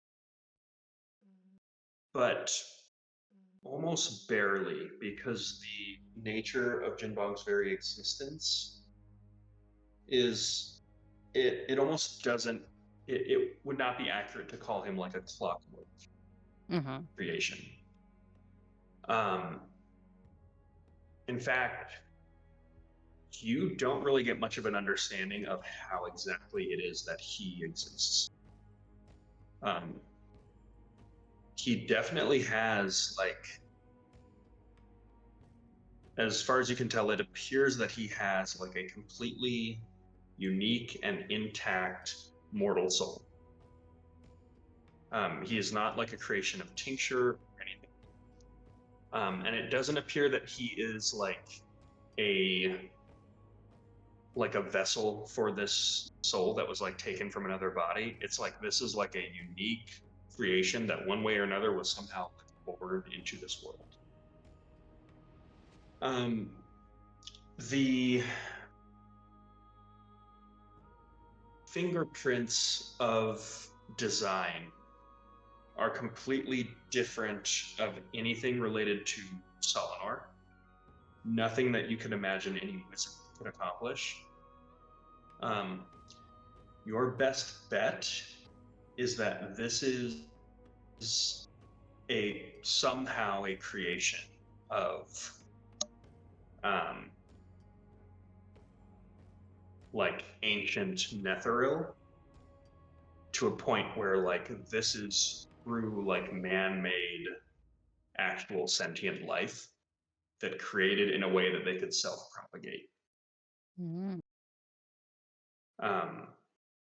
The design is like inherently magical, but in a way where there is like the magic part about it now is just that it exists. So like you could do like an anti-magic field or something like that. There's not like runes or anything that are powering a construct. This is just a living being with a like it's more just like magical that I can't say it in any other way, if that makes sense. So the creation of whatever these things are inherently magical, but they don't need magic to function. That's about what you get.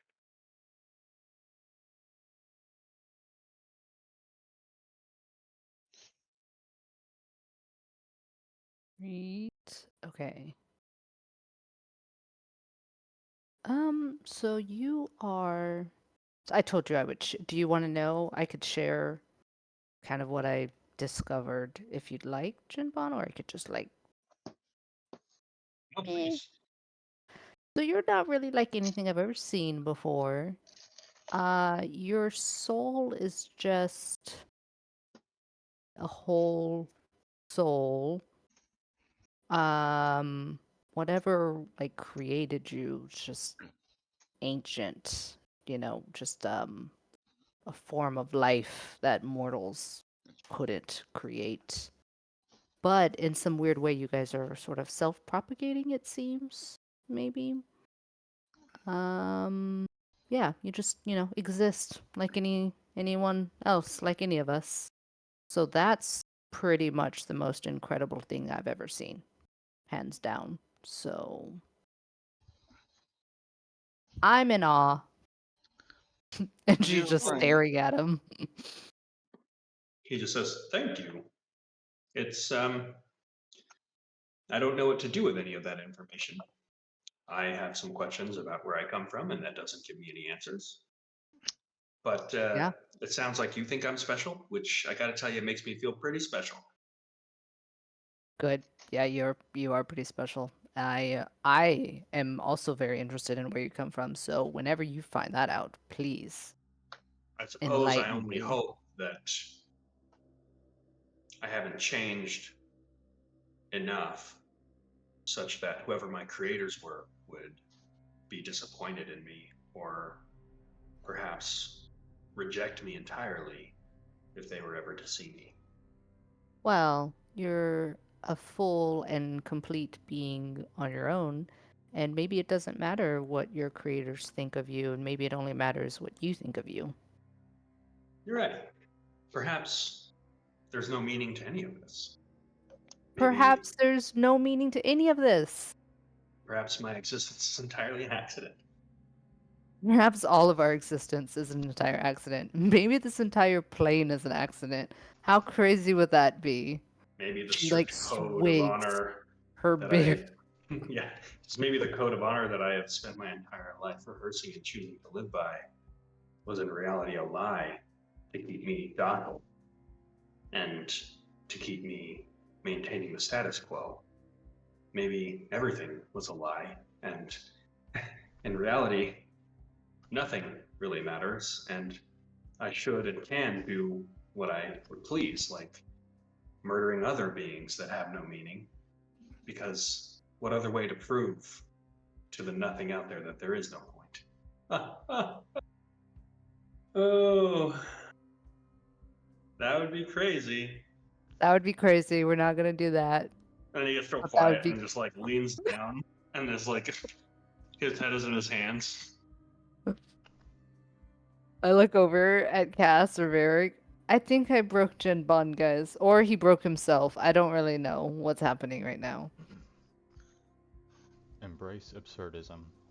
We were just talking about how everything is meaningless and nothing really matters, and maybe we're all here as an accident, and maybe all of the goals that we've worked towards our entire life don't really matter, and maybe all of our loved ones are gonna die, and it's just what it's gonna happen. I don't know. Life is pointless, existence is meaningless. Count peas. Cass gets up and goes, I'm gonna go find the grove tenders. That wasn't Life is a helpful. wheel. A wheel of time? Life's just a wheel. It all comes back around. Give me a wisdom saving throw, Sandara, give me a constitution saving throw. Who do what? What? Wisdom saving throw for Varric, constitution for Sandara. Uh-oh. Wisdom's not a great one. Hmm. 10. Ooh. 28. Okay. Varric, you are extremely intoxicated. Yes. Sandara, you can be you can choose if you're extremely intoxicated, but you can also be like have your wits about you. Keep some wits. I will So as the night slow down on that. is kind of coming to a close, Varric and Sandara, what are you two doing as the night comes to a close? I gotta go back to that guy and get the weapons. Okay. You go back. They're just waiting for you. He's not there.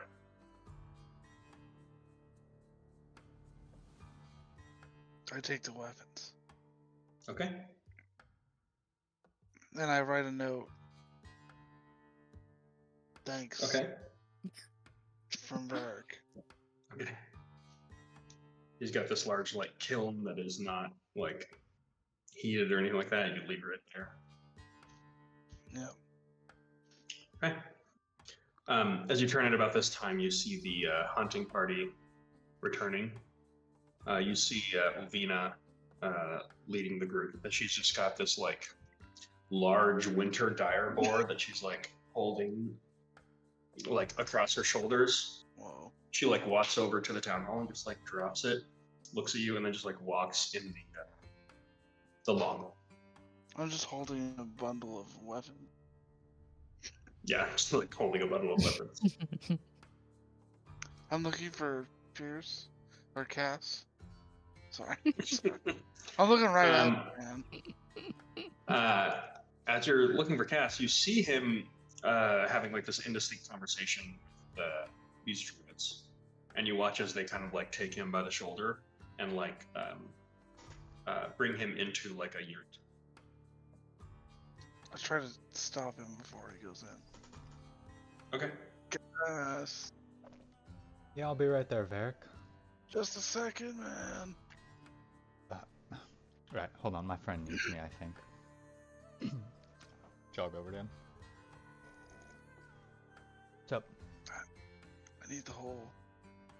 Oh yeah, those look heavy. I'll clear off some snow instead. Hold out the hole. I put the arrows and the daggers in there, and I'm holding onto the hammer for a second. Careful And not to I crush. unsheath or unstrap Moss Warden, and I drop that in there. And then I have this and the hammer of answering strapped to Okay. my back. All right. And then I go back to the long hall. Oh, Okay. first I clap Cass on the shoulder. Thanks. Yep, of course. Varric is very obviously intoxicated. Have fun with your friends. And then Um, I turn around. don't get into too much trouble, Varric, please. I plan to get on this much trouble. Good. Be safe. I have lost Sundara, but she can Sundara take it. has started the immolation fire and is dancing in the main hall fire place. Okay. That's cool. So give me a performance check with advantage.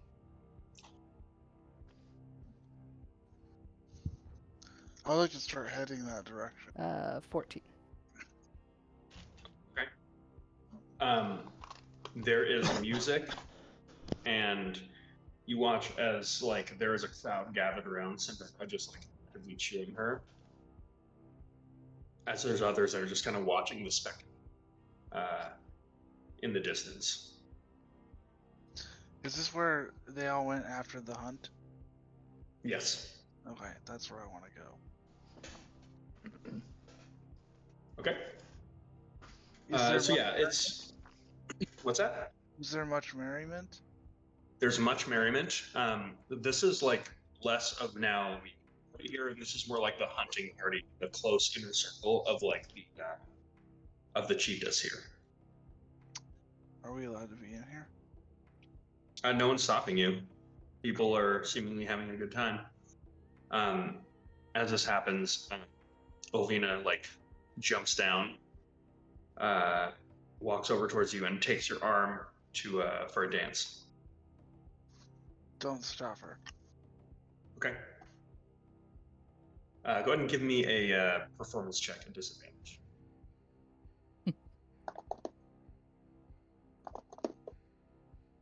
Wow. 15.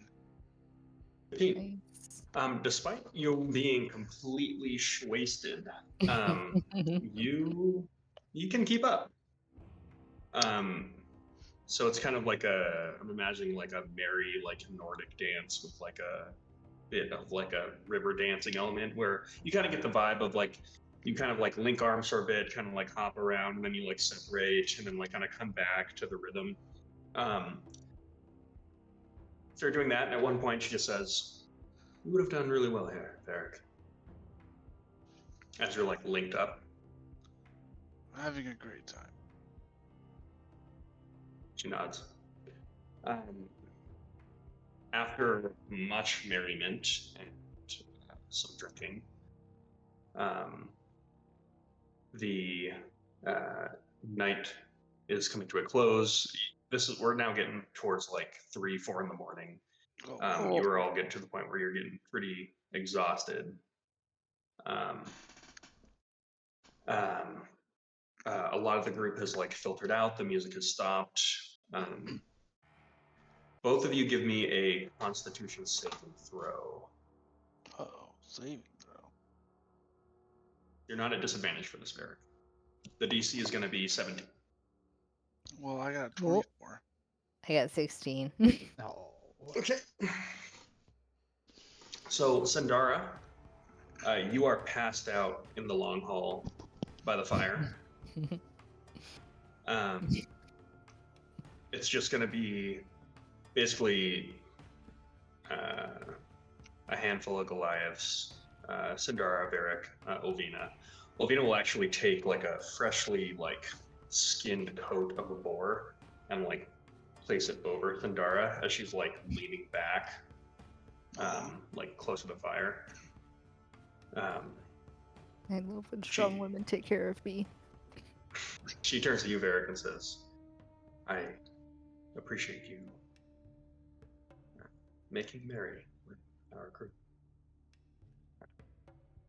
She kind of looks down at Sundara, looks back at you, and says, "My chambers are behind the long hall if you wish for some company for the night." And she just kind of like touches your arm and then like walks out of the long hall. I sit down next to Sundara and go to sleep next to Sundara. Okay. Oh, Cassius. Am I dead? yet. We need to resolve that right now. So, So sorry. cut back to Varric drunkenly, like, walking away from you now, after he's, like, changed out some gear. You,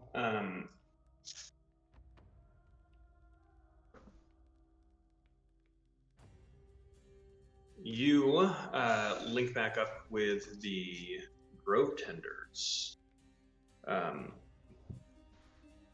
who go by the name of Ernek and Thalia. Last name Tempest Flame. They are siblings. And they say, as I was saying, I was very impressed with your story, and I apologize if I came as harsh before. Oh, Me- don't worry about it. And with that, the Thalia speaks up and says, my brother and I would like to offer you another gift. The opportunity to dreamwalk with us. I have been known to walk in dreams previously. I would be honored to join you. And with that, you watch as they lead you into this yurt.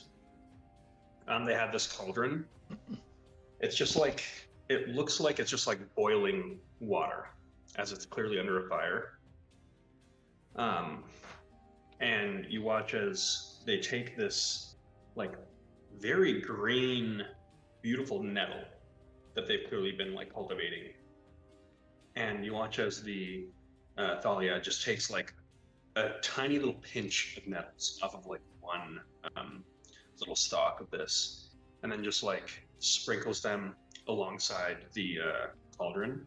And you watch as these nettles just, like, fall in, slowly float to the top, and then begin to, the, like, vibrant green begins to dissolve, and almost like the outer scaling of this nettle flecks off, revealing, like, this vibrant pink beneath it.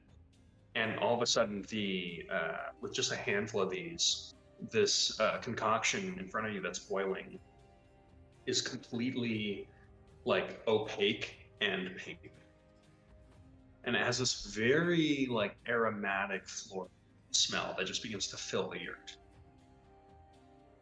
With that, Kernek begins to speak to you and just says, this is a tradition of both the Grove Tenders as well as our storytellers. While it is important to be mindful of our history, we also find it helpful to look ahead, to have visions of what may lie ahead of us. Are you prepared to take this journey with us? Internally, Cass is starting to freak out a little bit. It's not been pleasant when he's done this before, but he takes a deep breath. This is not going to be traumatizing, is it? They look at each other, look back at you and say, we're not familiar with this word. 1 second. Cass folds out the hole, tosses his gun in there, rolls it back up. I'm ready. With that, they say, well, then I would ask that you do the honors. And they hand you this, like, heavy chunk of something hard and cold that is wrapped in, like, an animal skin. I unwrap it. It is a chunk of that ice that you found in the, yeah, and they just, like, kind of nod for you to, like, throw it in there. Oh, I see. Cass empties his lungs, throws the chunk in there. there's immediately this loud hissing sound, and the room is you are blinded as the room is completely filled with this pink, heavy vapor that cannot go anywhere. The way this yurt is designed with this thick animal skin, it's basically like airtight. Immediately, give me a Constitution saving throw. 18? 18. With that, your lungs are on fire, and you just immediately break out into this coughing fit. You hear a scattered like from the other Goliaths until they also just completely break out into a coughing fit as well. You get to a point where you start to panic a little bit because you feel like you cannot breathe. And just when you get to a point where you feel like you are about to pass out, it gets better.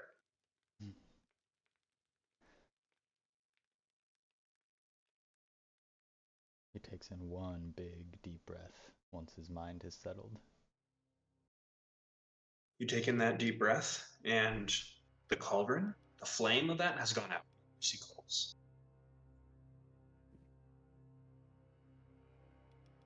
Talia. Oh, Jesus. Dernick? Is it supposed There's to no hurt that response. much?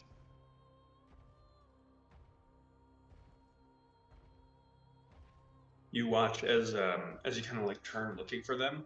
You can't really see, and with the flame gone out, that pink opaque like gas is no longer. I mean, it's there. You can tell that you're breathing it in. You just can't see it anymore.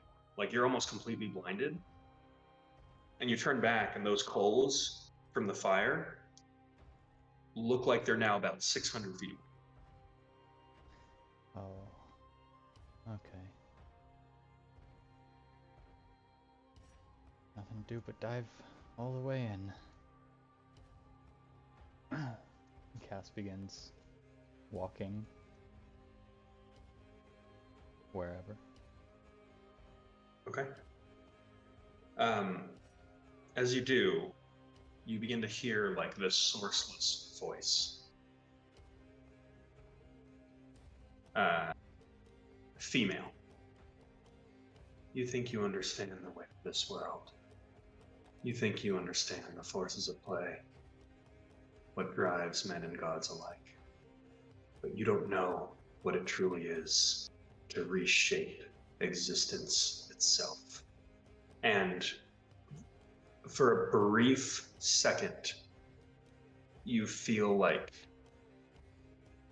almost like you wake up, like you just got jolted awake from a dream, as you felt your body begin to like be disintegrated.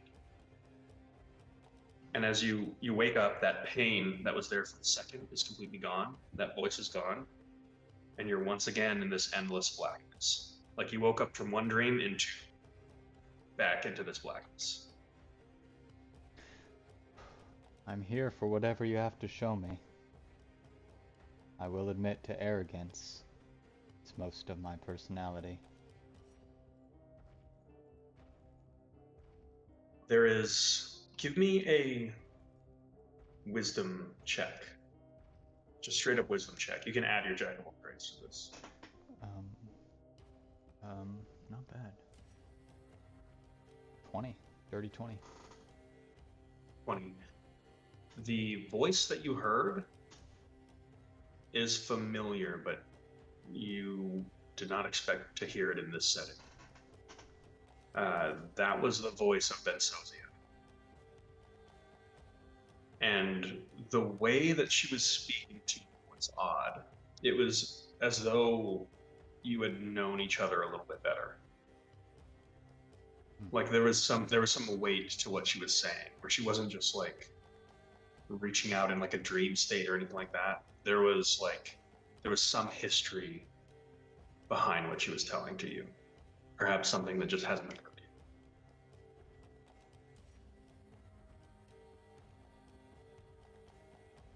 As you begin to ponder that, you say those words that you feel like your voice is just like scattering into this like vague nothingness. Like there's nothing for your voice to echo off of, so it just completely peters out into the abyss. With that, you hear this, like this flash of flame, and your head whips around to one direction, and you see two women, like dark-skinned, one with purple eyes, one with golden eyes, that are just kind of standing back to back, both with blades in their hands that just begin like racing towards you as there's like a flame at their feet. And as soon as they are like rapidly accelerating towards you, the flame itself is like growing into this just like completely like reckless immolation. And you almost have to like cover your eyes for a second from just like the sheer heat that immediately dry your eyes out. And with that, there's this like snarl of the flame, and you blink your eyes open, and there is only just like that cauldron fire that you were here with, except no cauldron. The figures are gone, and as you watch, you see shapes begin to form within the flame. You see like a serpent of fire like form in one aspect. And you watch as that flame begins to turn almost like white and radiant. With the other, you see this inky black serpent of smoke that's like almost formless in the way that it moves around. And you watch as these two begin like creating shapes from the flame and from the smoke and from the steam. You watch as just like worlds are being shaped before your eyes. And in one moment, you watch as these two work together as engineers. One shapes, the other shapes. Oh, wait.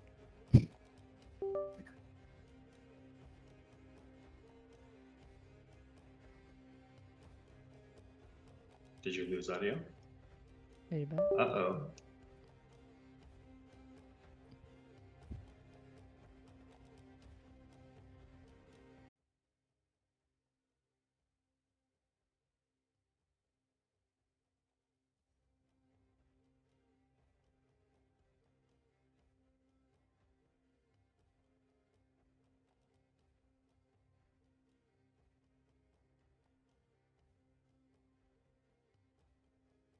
Okay. Hello? Good lord. What a fucking time for my headphones to fuck up. I'm sorry. Crazy. Okay. Okay. So with that,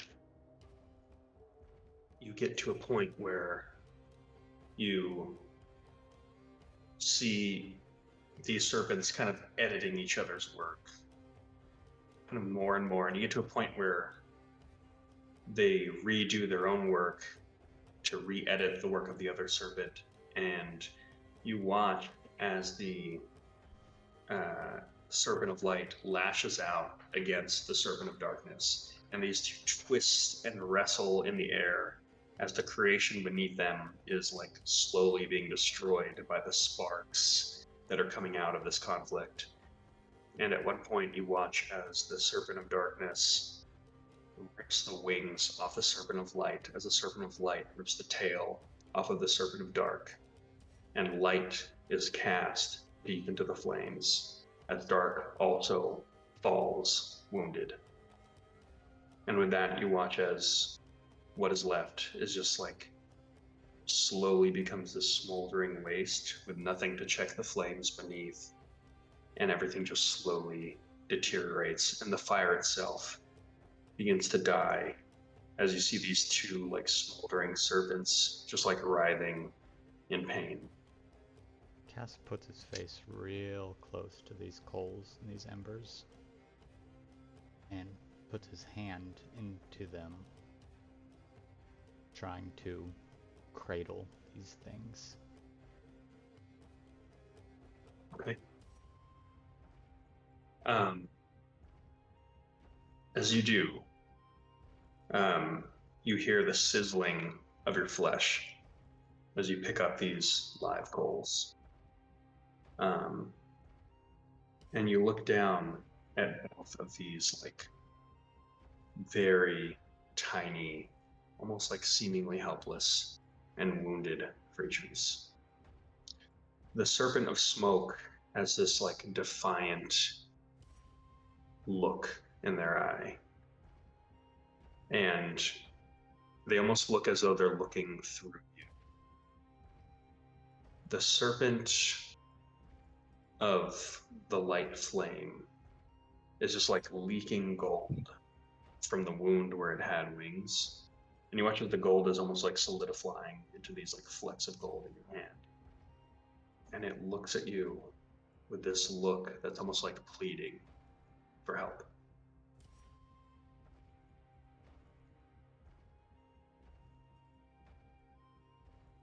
With that, you hear a different voice as the Serpent of Shadow begins to fade away.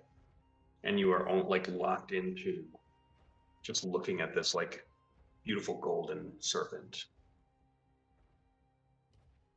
And you hear a voice that you have not heard before that just says, "Go home, Cassius Manath. You should never have come here. You have no right to stop or interfere with her vision." And you feel this sharp like pain and burning in your abdomen as you feel you are like run through with a blade. And as you look up, you see the burning celestial eyes of an Aasimar. Dark skin, golden eyes, kind of messy, dreadlocked hair, and looking down holding a burning blue blade that is piercing you. And you see these long nailed, long fingers kind of like grasp over her shoulder as a purple-eyed fallen Aasimar, looking a little bit similar, is the one speaking to you in this moment. You should never have gotten involved with this. You have no right to interfere with the kin of a god. And with that, the blade is pulled out with like a spurt of blood, and instinctively you like kind of scramble back, stumble to your feet, and fall. And as you do, you hit the ground, yet the ground gives. You fall through the ground and you feel yourself being shot up. Like gravity just immediately like inverts as soon as you hit the ground, and you almost get like thrown to your feet. That pain is gone. And as you look around, you watch as you just see you're back in the tent. There's this like vague pink mist. You see Kernek just sitting there, just kind of like mumbling to himself, like rhythmically in Giant. And you see his sister is just like deep in thought as she's staring into the flames. Oh, God. He like lifts up his shirt to inspect his abdomen. Give me a perception check. Natural one. Okay. There's nothing on your abdomen.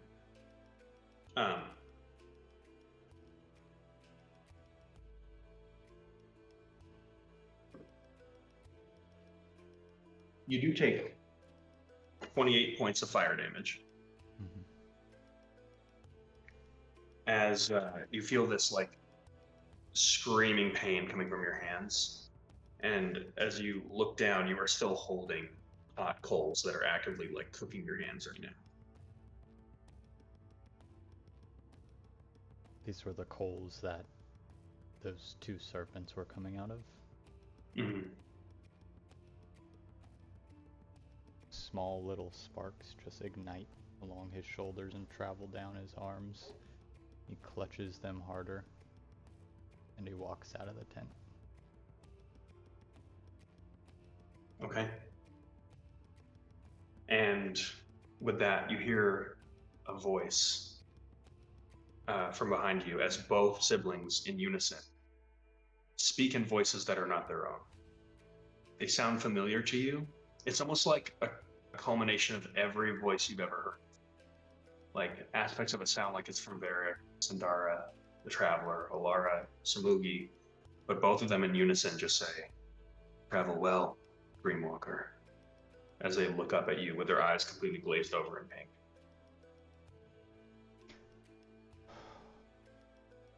You as well.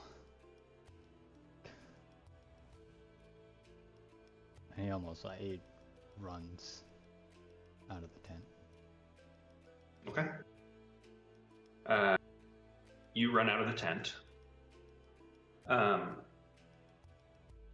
With that,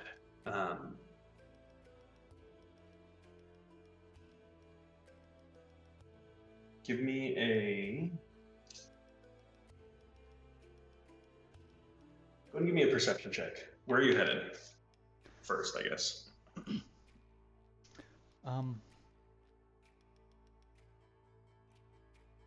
Somewhere to be alone.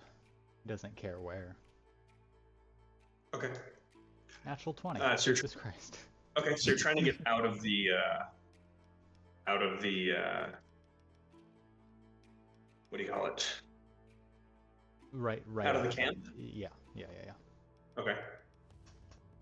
Um, And 27. within there, where exactly?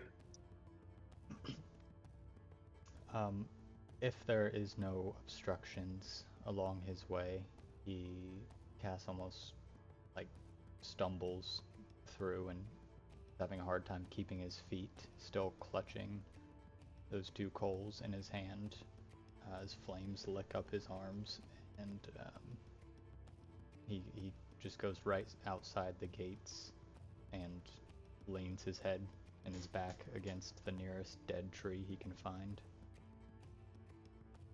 and is just breathing extremely deep. Okay.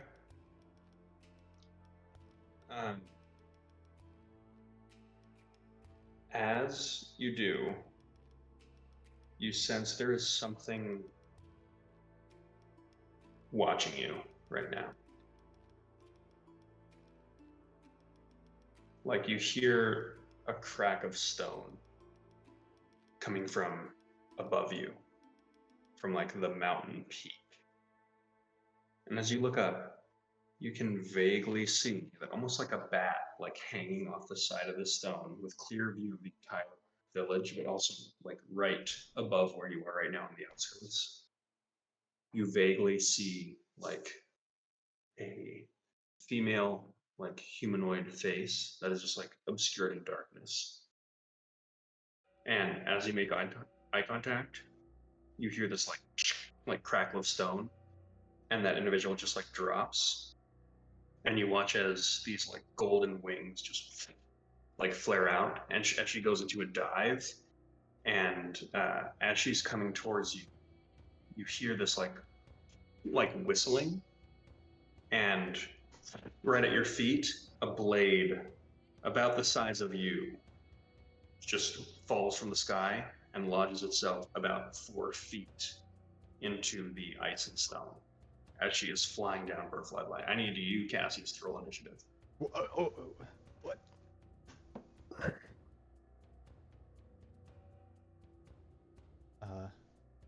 Unnatural 20. Okay. As this thing is just flying at you, what are you doing? You have initiative. Yeah. He's still not sure this is a dream or reality, so he sees that thing and is like, oh, that's quite beautiful. And then his fucking sword drops, and he scrambles up to his feet, drops the coals in his hands. Wait, please. We can just talk about this, right? Can't we? Okay. That's what he's doing. Give me a persuasion check at disadvantage. 25. 25. With that, you watch as this like beautiful, like dark-haired angel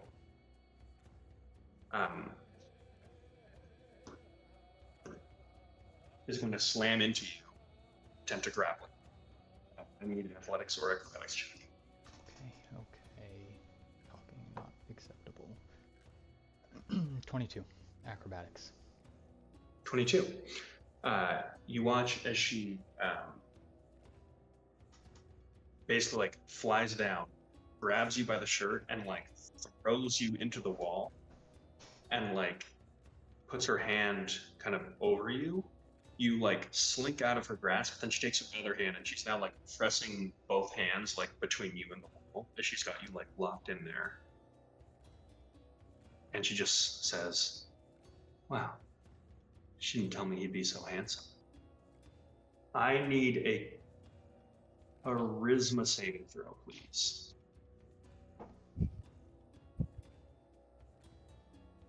19. That is the DC. You watch as there is like this, she kind of like licks her teeth. There is just this like golden flame that begins to erupt from her eyes and almost begin to like leak out as you watch as her wings begin to slowly like crumple by the flame itself, and her wings completely like disintegrates as there are just two jets of just like celestial radiant fire. You are going to take 4 points of radiant damage right now. Mm-hmm.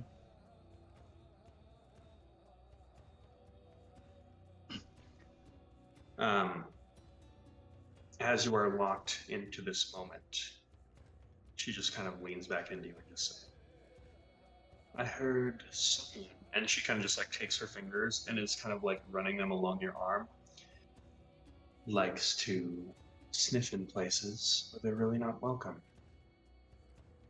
And I was sent to just have a chat. Heard you're quite the talker. I'm sure you have something to say for yourself." Believe it or not, no. Bensozia sent you to kill me, or just talk, and we can talk. I saw you two. I saw the serpents. I just want to understand things. That's all. That is quite adorable. It's clear to me you have no idea what's going on. And maybe this one isn't for you. Maybe you should run along, have your little adventures, and tell your little stories. I'm here to dissuade you from any future. And with that, you watch she grabs the greatsword and like grunts as she goes, "Interference," and swings at you. That is going to be a 14 to hit Miss? and a 20 to hit. Yep. So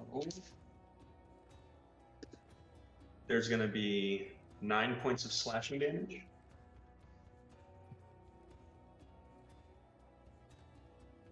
Okay.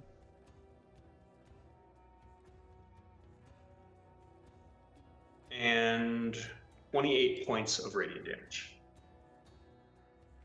Oh, judge. Okay.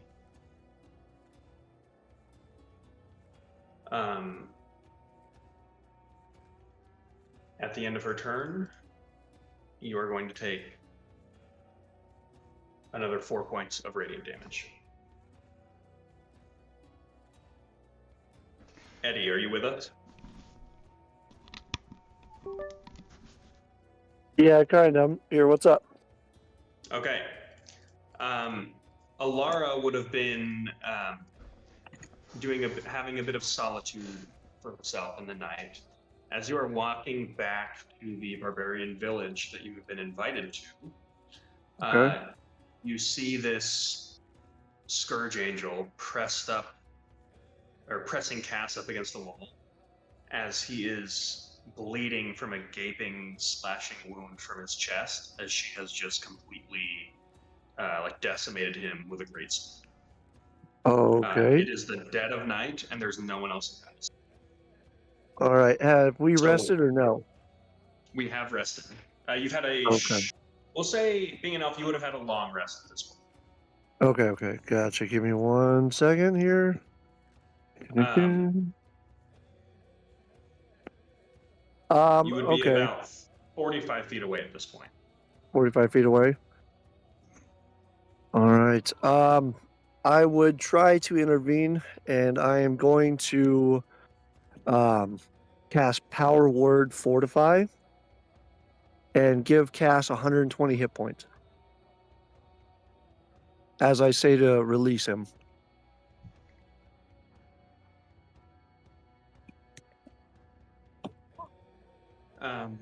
As you do so, you watch as this angel whips her head towards you, and just pushes Cass up against the wall, and he kind of hits it and bounces off almost close to his knees. As just snarls at you, "You're no fun," and is going to be lunging at you.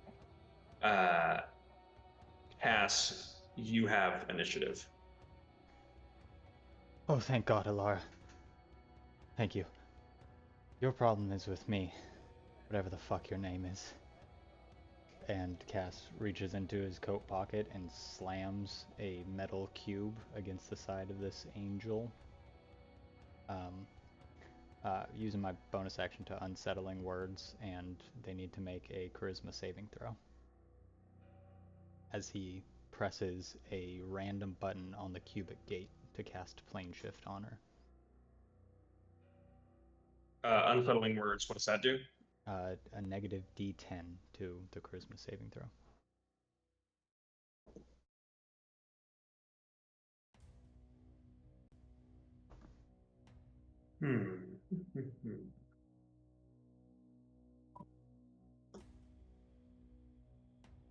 Okay. Do you decide where you would attempt to send her, or is this completely random? I believe it's your choice for the plane shift. Okay. There are only certain options though. So it's 9 Hells, Okay. Shadowfell, the Feywild, Astral Plane, Abyss, or Mechanus. Okay. So I will say this is a Death Angel. She has an ability called Magic Resistance, meaning she has advantage on saving throws against spells and magic resistance. Yeah. I've rolled. My better roll was a 10. Her charisma saving throw is plus 11. God. On the D10, a 4, bringing her down to a 17. That's a DC. Okay. Yeah. With that, as you slam the gate and hold it towards her, you watch as her form briefly begins to shimmer, as almost like she's made of ink and it's being splotched over to one side. And as she looks like she's getting pulled into something, she just kind of steadies herself, and in this commanding voice just says, "Stop it." And with that, the device just shuts off, and she turns back towards Alara and is going to take a wild swing at her. Okay. Good plan, Cass. That was solid. Ain't no way I'm killing this thing. Not without my gun. Alara, that is going to be only an 11 against you. That misses. She is going to use her Chains of Obligation for the second attack, and I need you to make a charisma save.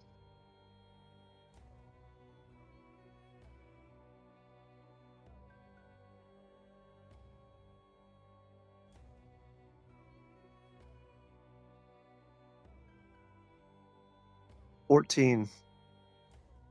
Okay. With that, you watch as her eyes flash, and Cass, you watch as Alara's eyes begin to glow gold as Alara's posture just begins to slacken. she is then going to use her exploitation of the debtor's ability.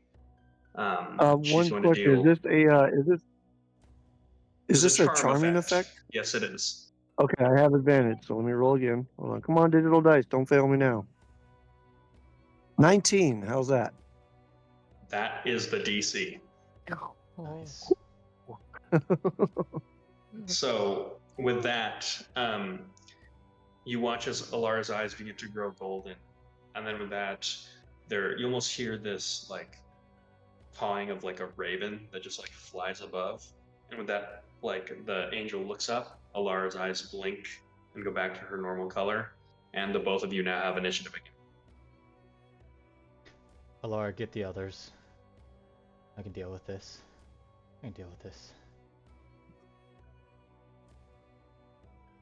You're coming with me. Be right behind you. And Cass just makes one symbol with his hands, just a somatic component, and he casts Mislead, which makes him invisible and creates a duplicate of himself. I was gonna say just be. Oh wait, actually, go ahead. Sorry, didn't mean to interrupt. Yeah, I was gonna cast Word of Recall to teleport us away. I just had a question on it. I don't know that I would. What's your question? I don't know. That's a question for the DM, but that's what I'm doing. Oh yeah. Okay. All right. So you're invisible to me too. Yep. Okay. Shit. All right. Then I will. I'll cast. Well, actually, that wouldn't do me any good. Damn. I don't have much to good against angels. This is pretty much what this is like an angelic creature, Yep. right? Okay.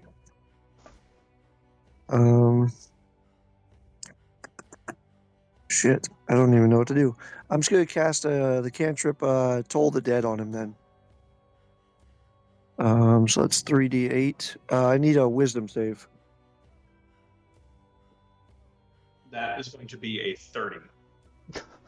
Holy shit. Okay. Bum, bum, bum. Okay, succeed wisdom.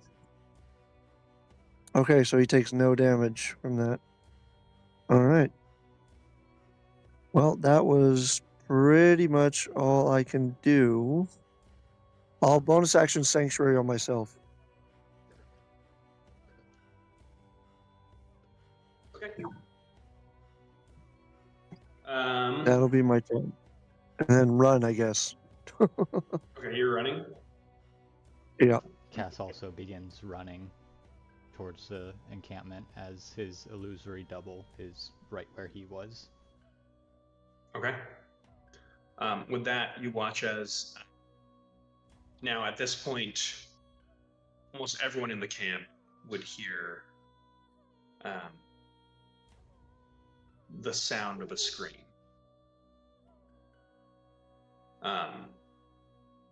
As the Death Angel, you watch as that like burning flame in her back begins to create the shape of these golden wings, which solidify, and you watch as they just like with one powerful like thrust behind her, just catapult her at you double, that she flies over, going directly towards you.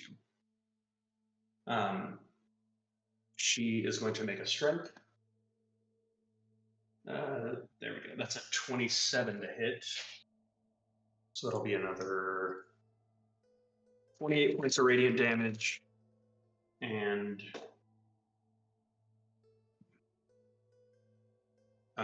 14 points of slashing. And I need another charisma saving throw. Message You need one received. from me or from Cass? For Cass. Okay. 25. Okay. Once again, you get the sense she is trying to get into your mind. It seems like she's more attempting to do that than kill you right now. Okay. And with she that- she can very clearly see me while I'm invisible. Very clearly. Okay. Like it didn't phase her at all. Okay. With that, as she has her blade kind of lodged into your cage, she just kind of like grabs you by the hair, pulls you closer to her, and just says,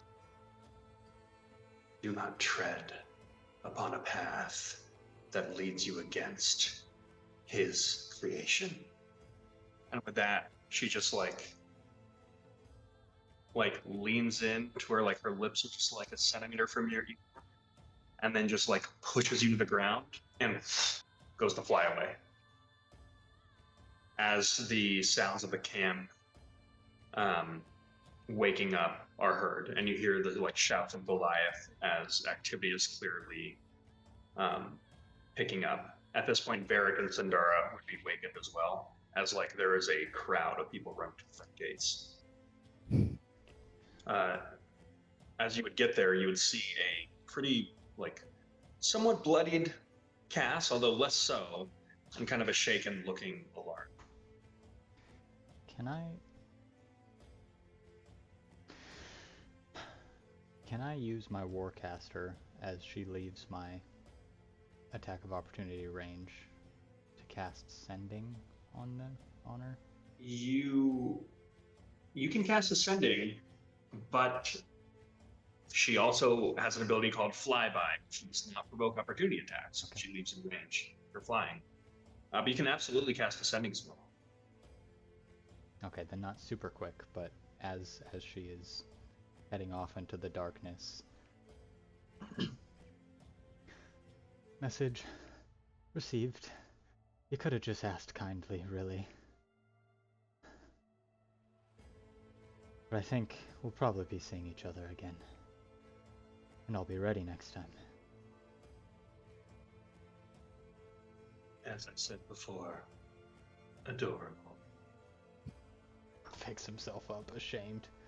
Walks over to Alara. Good fucking timing. I think you just saved my life. I gave you a hug. Like, Jesus Christ, what the hell was that, Cass? No idea. A servant of Benzozia, I think, maybe? I've been on a lot of drugs tonight. Oh, okay. Well, that was no drug affliction, I don't think. Oh, shit. Are you okay? Yeah. I'm checking, like, to see if your wounds are all closed up. Those temporary hit points did a bunch of work. Okay. Those temporary hit points, right? Yeah, temporary hit points. I don't think they're temporary. Those are permanent. They're not. They're temporary. Oh, yeah, it is temporary. Nope, you're right. It's temporary. So, beneath the overshield, you would actually be quite, I think, moderately wounded, right? Yeah. Less than half HP. Okay. Okay. Well, this one will be more permanent. I'll cast heal on you to give you 78 hit points. Love it. All right. Okay, I'm really wanting to cast some kind of protection here, just in case whatever this demon thing is that comes back. I'm gonna be on guard, and under the effect of Circle of Power that I'm concentrating on, just in case. Gives anybody advantage saves on against any magical effects. And if it's an effect that you take half damage, you take 0. So just stay within 30 feet of me and you're good. Well, follow me over here. The wounds are completely healed on Cass now. He walks over to that dead tree, starts digging around in the snow, trying to find those 2 pieces of coal. Okay, you can find those. I'd say just for a visual, as a sign of the Circle of Power would just be ravens kind of flocking all around us. Okay. As Alara makes that powerful display, you watch as the Cloud Reader kind of like limps over with her like completely like wrecked knee. Watch as she just kind of like squints at the sky and then like mutters something. What she takes like a handful of just like stone dust and then just like haphazardly like throws it, and it like mysteriously goes way further than you expect. And all of you are completely peppered by this dust. You can make some dexterity saving throws if you would like. Yeah, I don't care anymore. I willingly I don't fail. even know what's happening. Just rolled out here and got dirt Okay. thrown at us. So you are all like covered in this stone dust that begins to like glow annoyingly bright as you were all succumbing to a fairy fire spell. You do, however, notice that in that like feathery aura that Alara has created, you very clearly see floating in the air about a fist-sized glowing sensor that is just like hovering there, right above Cass. We could just talk. He waves his hand at it and casts Dispel Magic. Okay. Give me a spellcasting ability check. Natural 20. Okay. You say that, Damn. you wave your hand at it, and you watch as just this like pepper just falls from the sky as that like stone dust just drops to the snow. The scrying spell is dispelled. And you all stand there wondering exactly what happened.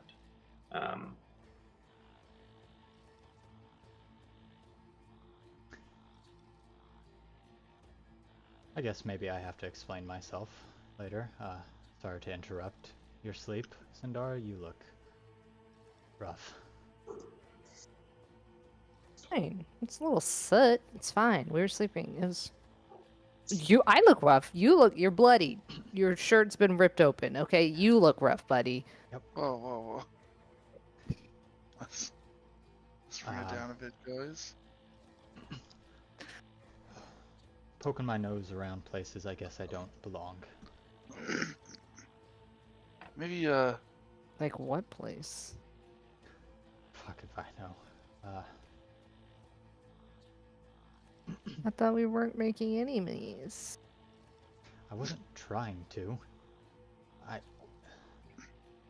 I might have cast Dream on Bensozia, the person who stole that ruby box thing we found on that ship.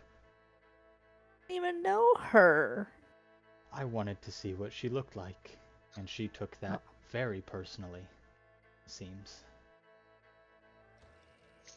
So she came to kill you? Not her, no. She's purple. That wasn't her. I don't know who that was. a minion.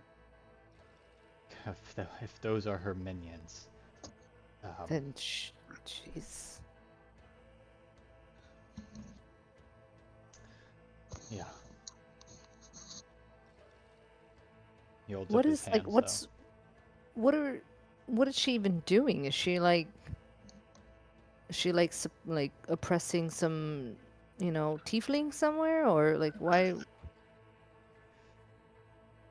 I don't know. I saw her in the dream and she was in front of some frozen throne talking to a skeleton thing. Okay. A skeleton thing. Yeah, usually I control the dreams. She seemed to have more of a grasp on it than I did. Oh. Whatever she's doing, she made a very clear warning to fuck off. And I don't think I want to listen to her, really. I mean, so other than being suspicious as hell and trying to murder you, we've got nothing on her. Yes. Seems like it. Like, we don't know where she is. We don't know what she's doing. We don't know what her deal is. Well, there might be some She just things that really some likes snakes- privacy a lot. Yeah. Okay. Well, I will put that down on the list of people who we'll have to deal with. And she pulls out a journal. Said she's purple. Okay, she's purple. Horns kind of like He reaches up, horns. but he's still a So she's like, changeling. Like my horns. okay. Well, you She could draws just like a look little like her. little sketch. Oh. I guess I could. Yeah, he turns into Benzozia. Oh. Oh yeah, no, I had those horns wrong. Okay.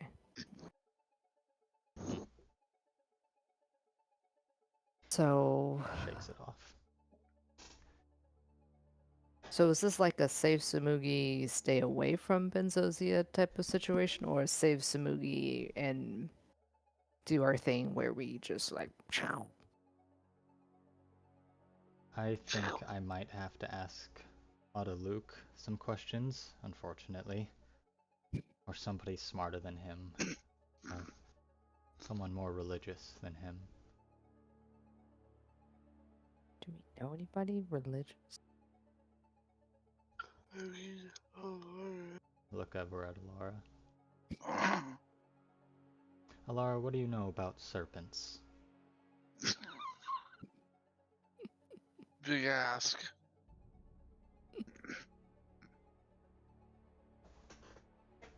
I don't know if it Gosh. is the case. I will answer Just asleep on with the a religion check. It's a sweet ass natural one. Oh, right. So she just kind of looks at you and just goes, I know that sometimes there have been descriptions of ravens eating them. Nice. Wait, so is she at Serpent Lord Shrine then? Is that like her spot? That would make sense. And I that's wonder where if- Faraday died. I wonder if we just found who scared Faraday away. Yeah. Yeah. And if that's Minion, that could explain why she's scared Faraday. Yeah. So I mean maybe he'll tell us. Enemy of our enemy, you know. Wait, Maybe we do is this that it, whole. right? Enemy. Yeah, the enemy of our enemy is my friend. Yeah, okay. Thank you. Very. You're welcome. Maybe we should do this whole King Chadon thing first. Of course. So tackle one world-ending event at a time. Yes. 100%. Yeah, I never even, sleep first and then tackle the world-ending That events. being said, yeah, we need some sleep. You definitely, and you also definitely. Alara Who are you looks. pointing to? I don't know. Oh. Who you're doing. Alara looks pretty okay. I had a great night. Yeah. Sorry, Cass, your night doesn't sound like it was great, but It was good at first. So you got super high on drugs, and then decided to cast a dream spell on a magical person we know nothing about. No. good point. The No. siblings, the Grove Tenders, Thalia and Kernek, they let me do a ritual with them, something called dream walking. And I thought it would be like using dream. I thought they were trying to show me something, but I think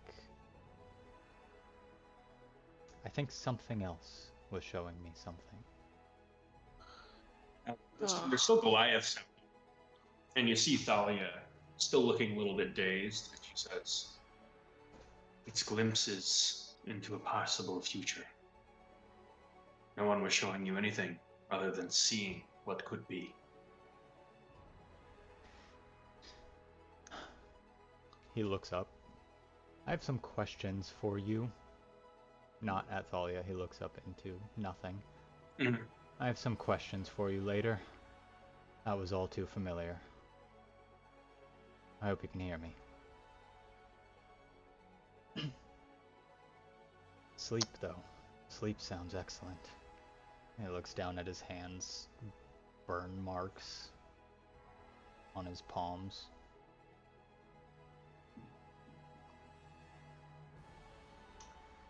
Yeah, sleep. Well, I'm gonna go back to the fucking main hall. Yeah, that was pretty actually. That was pretty comfortable by the fire. Sorry. Yo, should we like one big bed type of situation? I feel like we really shouldn't split up at this point. Yeah.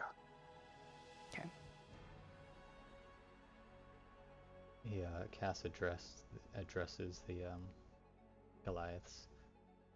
Sorry to bring conflict to your village. I don't think they should bother you once we're out of here. With that, you see Elvira, Elvina, kind of like looks towards you, looks at the rest of her Goliath, and just says, "It's fine. I'd like to see them try."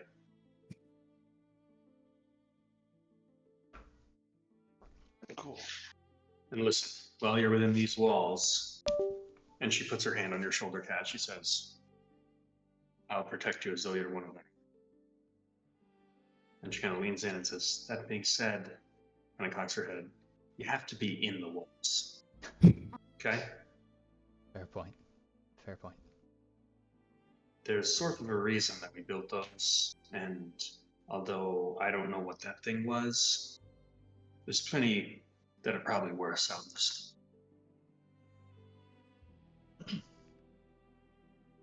And you're sort of my common. Squishy. Sticky. Understood. Yes. Angly, anemic. Yeah, a lot of sharp edges. And with that, she kind of turns and she just goes, "Speaking of which, please," and she like hits you hard on the shoulder. "Eat something, please," and turns and walks away.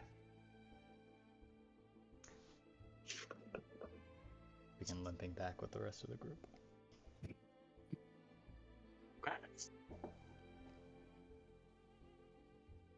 With that, are you all attempting to make a long rest here? Yeah. Yep. Okay. Cass spends the first 2 hours or however of the long rest gently carving into those coals. It's not wood, so it's probably shitty, but he's beginning to make something from them. Okay. Give me a dexterity check.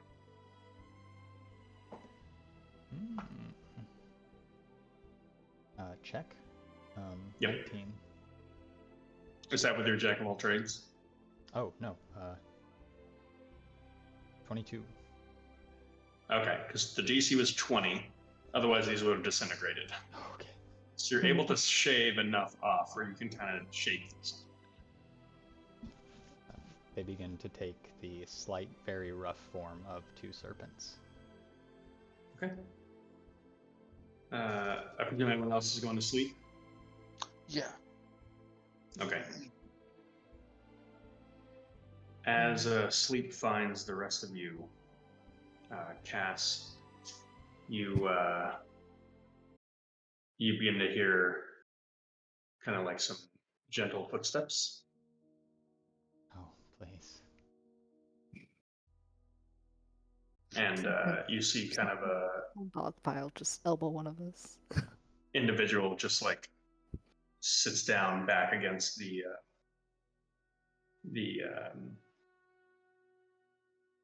kind of the yurt.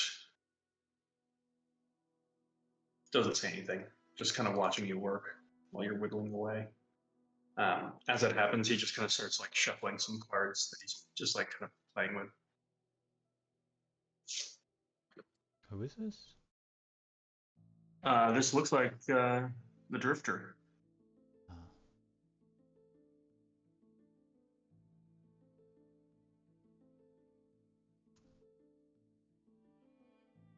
You know, every time I look forward, it's never good. Never good. Just pain. As you say that, he pulls one card out of the deck, puts it down face down, and continues to listen.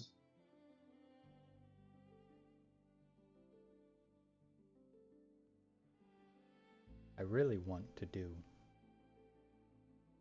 good for this island, but it seems every possible future is just destruction. Mm. You watch as he takes 2 cards, puts them in a separate pile, continues like working through the deck.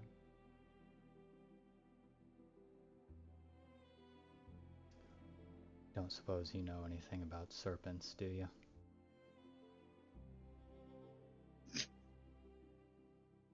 You know, I hear some birds eat them. Right. Maybe that's the answer. It's one big bird.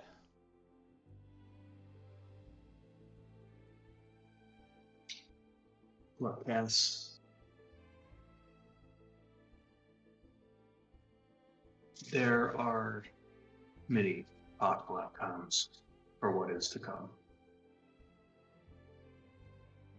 And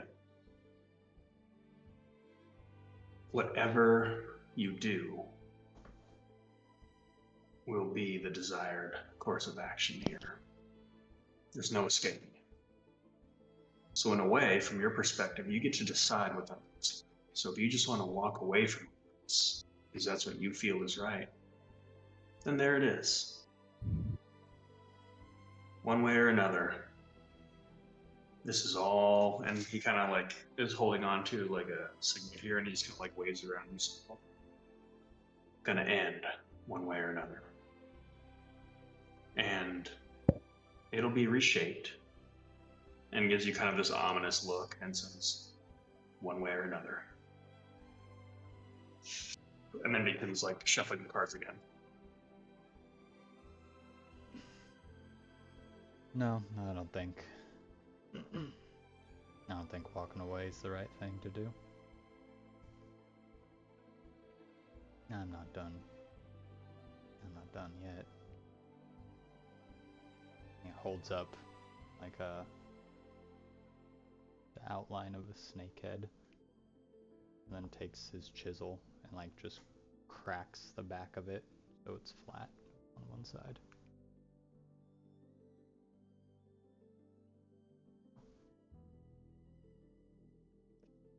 We playing cards or doing something fun?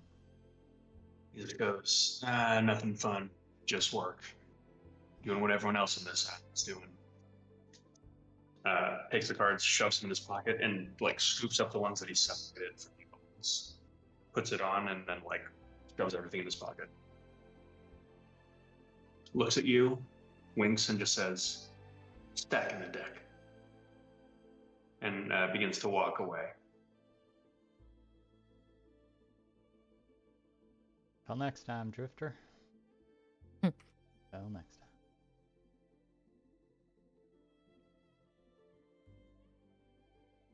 Cass curls up against Varric's back. Aw.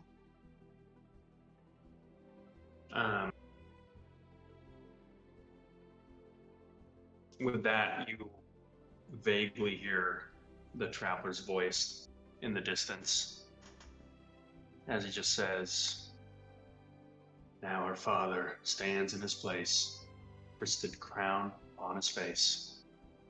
Serpent's crown of dark and might, once Chizurians have lost him."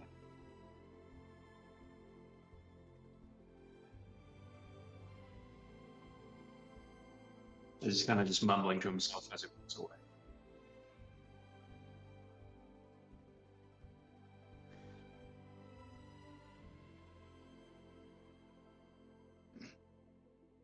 Okay.